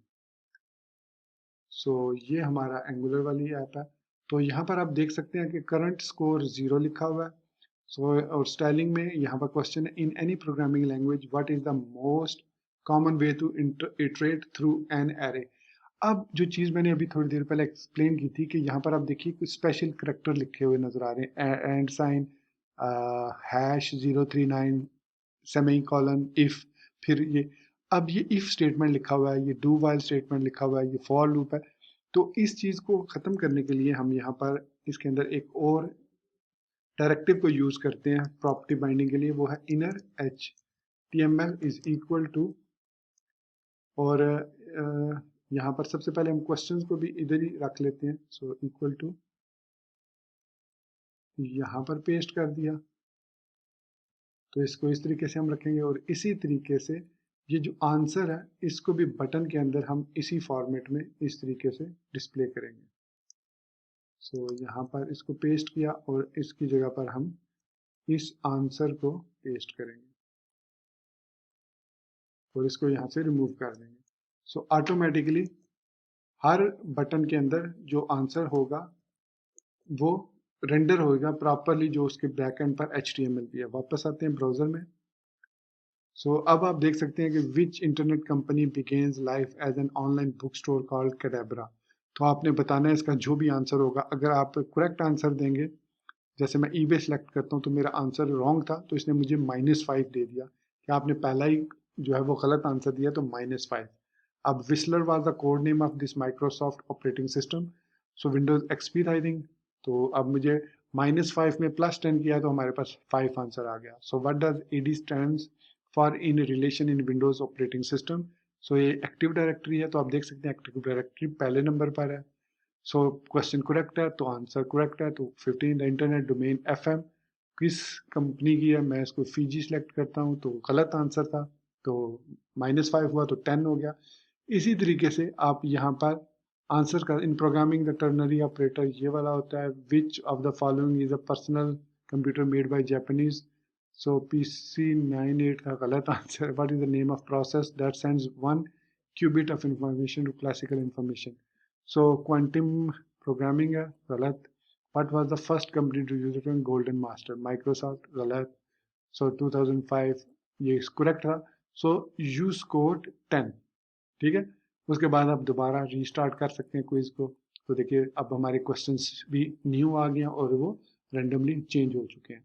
अब आपने इस एप्लीकेशन को अगर स्टाइल करना है तो यहाँ पर आप क्विज कंपोनेंट .ts फाइल को .css फाइल को यूज करके अपनी एप्लीकेशन को, जैसे इसमें कंटेनर है, सो मैक्स विड्थ 640 पिक्सल में दे देता हूँ, मार्जिन ऑटो दे देता हूँ और विड्थ 100%, बैकग्राउंड 333 दे देता हूँ। तो ये कुछ सॉरी,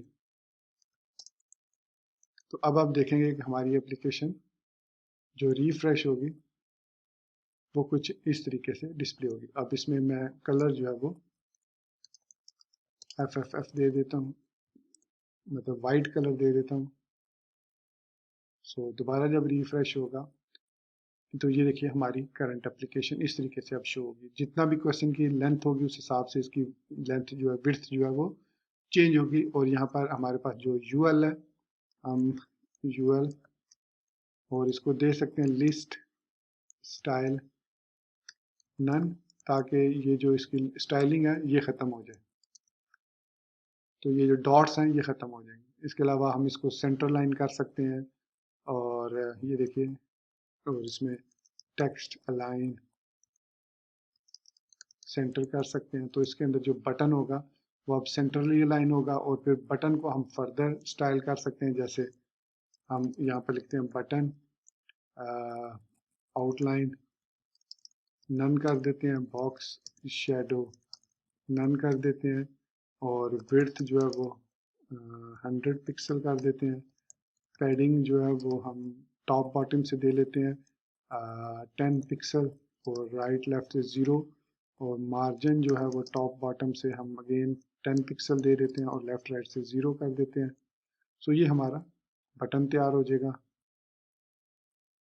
सो ये देखिए बटन आप इनकी विड्थ जिस तरीके से भी चेंज करना चाहें या आप मैक्स विड्थ दे दें इसको, ताकि अगर किसी क्वेश्चन का जो आंसर है वो इसकी विड्थ ज़्यादा हो तो वो उसको प्रॉपरली कवर कर सके। सो 150 दे दिया मैक्स विड्थ।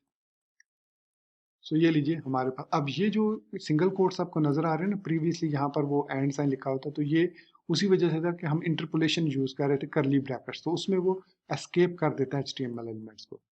उसके बाद हम यहाँ पर कंटेनर में कुछ पैडिंग भी दे देते हैं, पैडिंग 10 पिक्सल चारों तरफ से और बॉर्डर रेडियस 10 पिक्सल दे देते हैं और बॉर्डर जो है वो 2 पिक्सल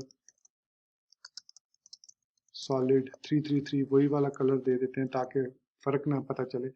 सो हमारी जो स्टाइलिंग है वो भी ऑलमोस्ट हमने, अब ये देखिए ये ऑलमोस्ट सेम स्टाइलिंग है और इसको टेक्स्ट लाइन सेंटर कर देते हैं।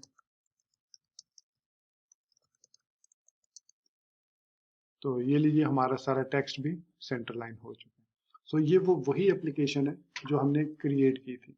सो मार्जिन इसको मैंने 10 पिक्सल दे देता हूँ ऑटो, ताकि टॉप से और बॉटम से थोड़ा सा मार्जिन मिल जाए इसको।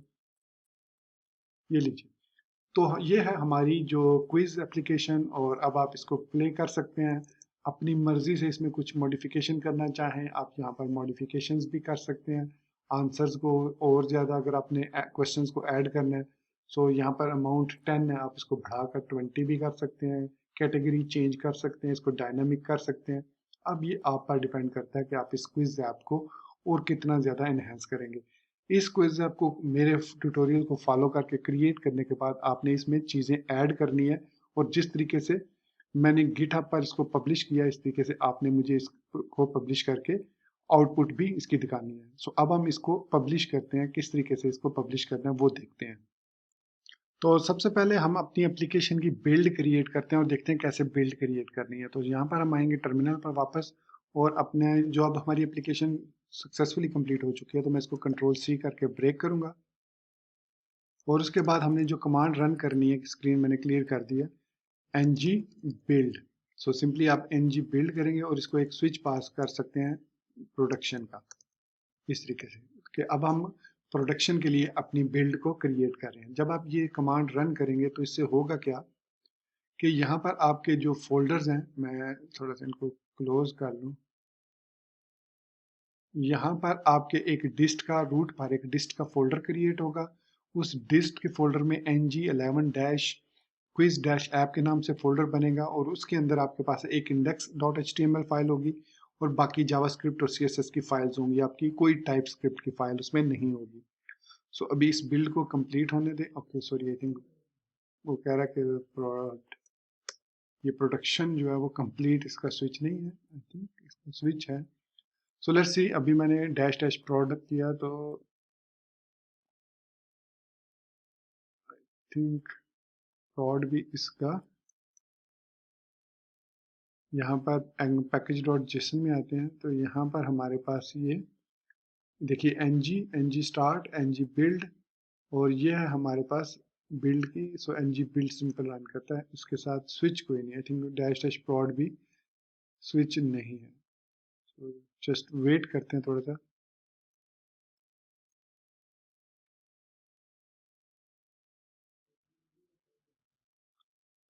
सो अब आप ये देख रहे हैं कि ब्राउज़र एप्लीकेशन बंडल जो है वो बिल्डिंग स्टार्ट होगी। अब जो हमारी बिल्ड होगी वो प्रोडक्शन के लिए होगी और यहाँ पर VS कोड के अंदर यहाँ पर हमारे पास एक फ़ोल्डर क्रिएट होगा डिस्ट के नाम से, जैसे मैंने बताया था। तो इस प्रोसेस को कंप्लीट होने में थोड़ा सा टाइम लग सकता है, इसलिए मैं अपनी वीडियो को यहीं पर रोकता हूँ और जब ये प्रोसेस सारा कंप्लीट हो गया, मैं फाइनल बिल्ड क्रिएट करके देगा तो वो मैं आपको फिर दिखाता हूँ।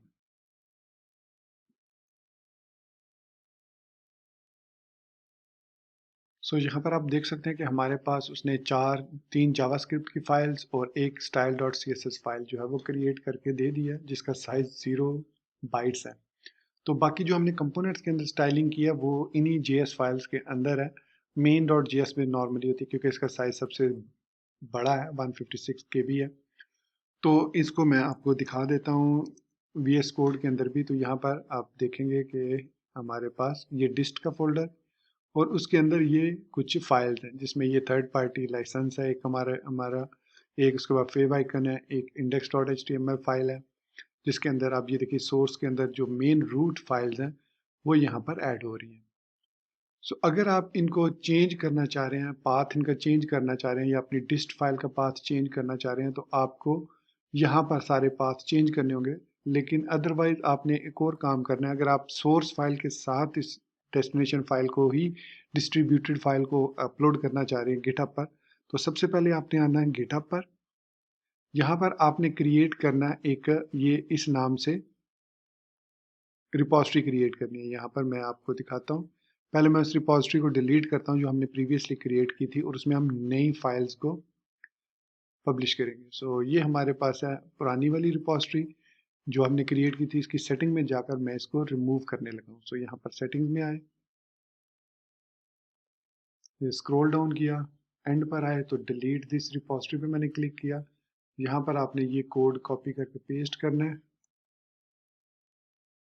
यहाँ पर, और स्पेस होगी, समटाइम स्टार्ट पे स्पेस आ जाती है, इसको मैं आई अंडरस्टैंड कर देता हूँ and understand the consequences, delete this repository. So हमारी रिपॉजिटरी डिलीट हो चुकी है।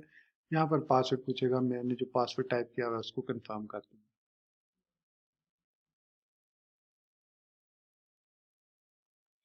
ओके, सो अब क्या प्रोसेस है इसका, अपनी जो डिस्ट फाइल या डिस्ट्रीब्यूशन फाइल अभी आपने क्रिएट किया उसके लिए आप यहाँ पर न्यू पर क्लिक करेंगे, जिसकी मदद से आप न्यू रिपॉजिटरी क्रिएट करेंगे। न्यू पे क्लिक करने के बाद आपके पास ये इस किस्म की विंडो आएगी। मेक श्योर कीजिए आपके पास अकाउंट होना चाहिए। उसके बाद यहाँ पर आपने अपना अकाउंट नेम लिखना है, जो भी आपका अकाउंट नेम है। मेरा अकाउंट नेम इमरान RBX है, सो मैंने लिखा इमरान RBX, ठीक है। जो भी आपने यूज़र नेम क्रिएट किया वो लिखना है, फिर डॉट, फिर गिट hub.io, ये नाम इस तरीके से अपनी रिपॉजिटरी का नाम आपने लाजमी लिखना है, अपना यूज़र नेम .github.io, इसको पब्लिक रखना है। और उसके बाद इसकी डिस्क्रिप्शन आप देना चाहें जो भी दे सकते हैं, क्विज ऐप यूजिंग एंगुलर 11। फिर आप करेंगे क्रिएट रिपॉजिटरी पर क्लिक।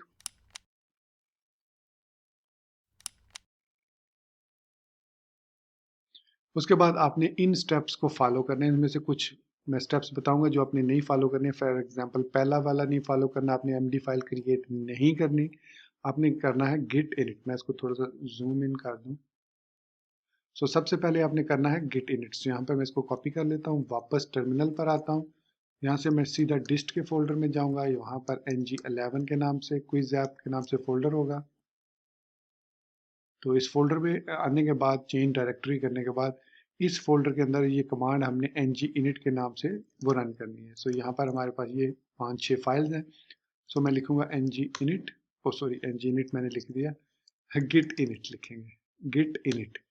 सो ये हमें एक इनिशियलाइज एम्प्टी गिट रिपोजिटरी करके दे देगा। नेक्स्ट हमने रन करना है गिट ऐड। अब हमारे पास ऑलरेडी सारी फाइल्स मौजूद हैं तो हमें रीडमी को ऐड करने की जरूरत नहीं। हम लिखेंगे गिट ऐड डॉट, मतलब जितनी भी फाइल्स हैं इसके अंदर वो सारी की सारी ऐड कर दो।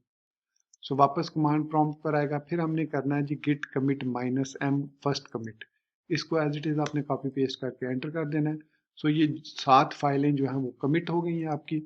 अब आपने इसके बाद इसको ब्रांच, किस ब्रांच में आपने इसको पुश करना है, मैं इसको मेन ब्रांच में पुश कर देता हूँ। आप अलग से ब्रांच बनाकर भी अलग एप्लीकेशन को पुश कर सकते हैं, फिर जरूरत पड़ने पर उसको चेंज कर सकते हैं ब्रांच को। सो कॉपी किया, गिट रिमोट ऐड ओरिजिन वाली कमांड को पेस्ट किया एज इट इज, एंटर किया। अगर यहाँ पर जब आप ओरिजिन ऐड करते हैं तो समटाइम आपसे यूजर नेम और पासवर्ड मांगता है, तो आपने अपना गिट ऐप वाला यूजर नेम और पासवर्ड देना है। सो अब मैं गिट पुश करूंगा और इसको एंटर कर दूंगा। सो आपकी फाइल साइज पर डिपेंड करता है ये, और इंटरनेट स्पीड पर। जितनी अच्छी इंटरनेट स्पीड होगी, जितना छोटा फाइल साइज होगा, वो उतनी जल्दी आपकी एप्लीकेशन को पुश कर देगा। सो टोटल 9 फाइल्स हैं और 69 KB है, एंड देन देयर यू गो।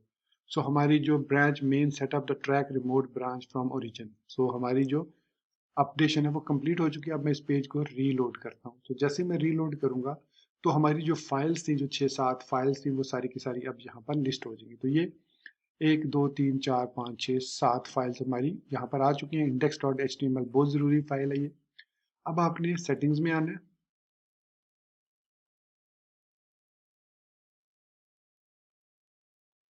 और यहाँ पर स्क्रॉल डाउन करना है, उसी रिपोजिटरी के अंदर सेटिंग्स में आना है और स्क्रॉल डाउन करना है जहाँ तक आपको मिले गिटहब पेजेस का लिंक। इस लिंक पर आपने देखिए your site is publish already, आपकी साइट ऑलरेडी पब्लिश हो चुकी है। यहाँ से आपने अपनी ब्रांच सेलेक्ट करनी है। अगर आपके पास मल्टीपल ब्रांचेज हैं तो यहाँ पर वो सारी लिस्ट हो जाएंगी। आपने जो ब्रांच सेलेक्ट करनी है उसको सिलेक्ट करें और फिर उसको as a root folder select करके सेव पे क्लिक कर दें।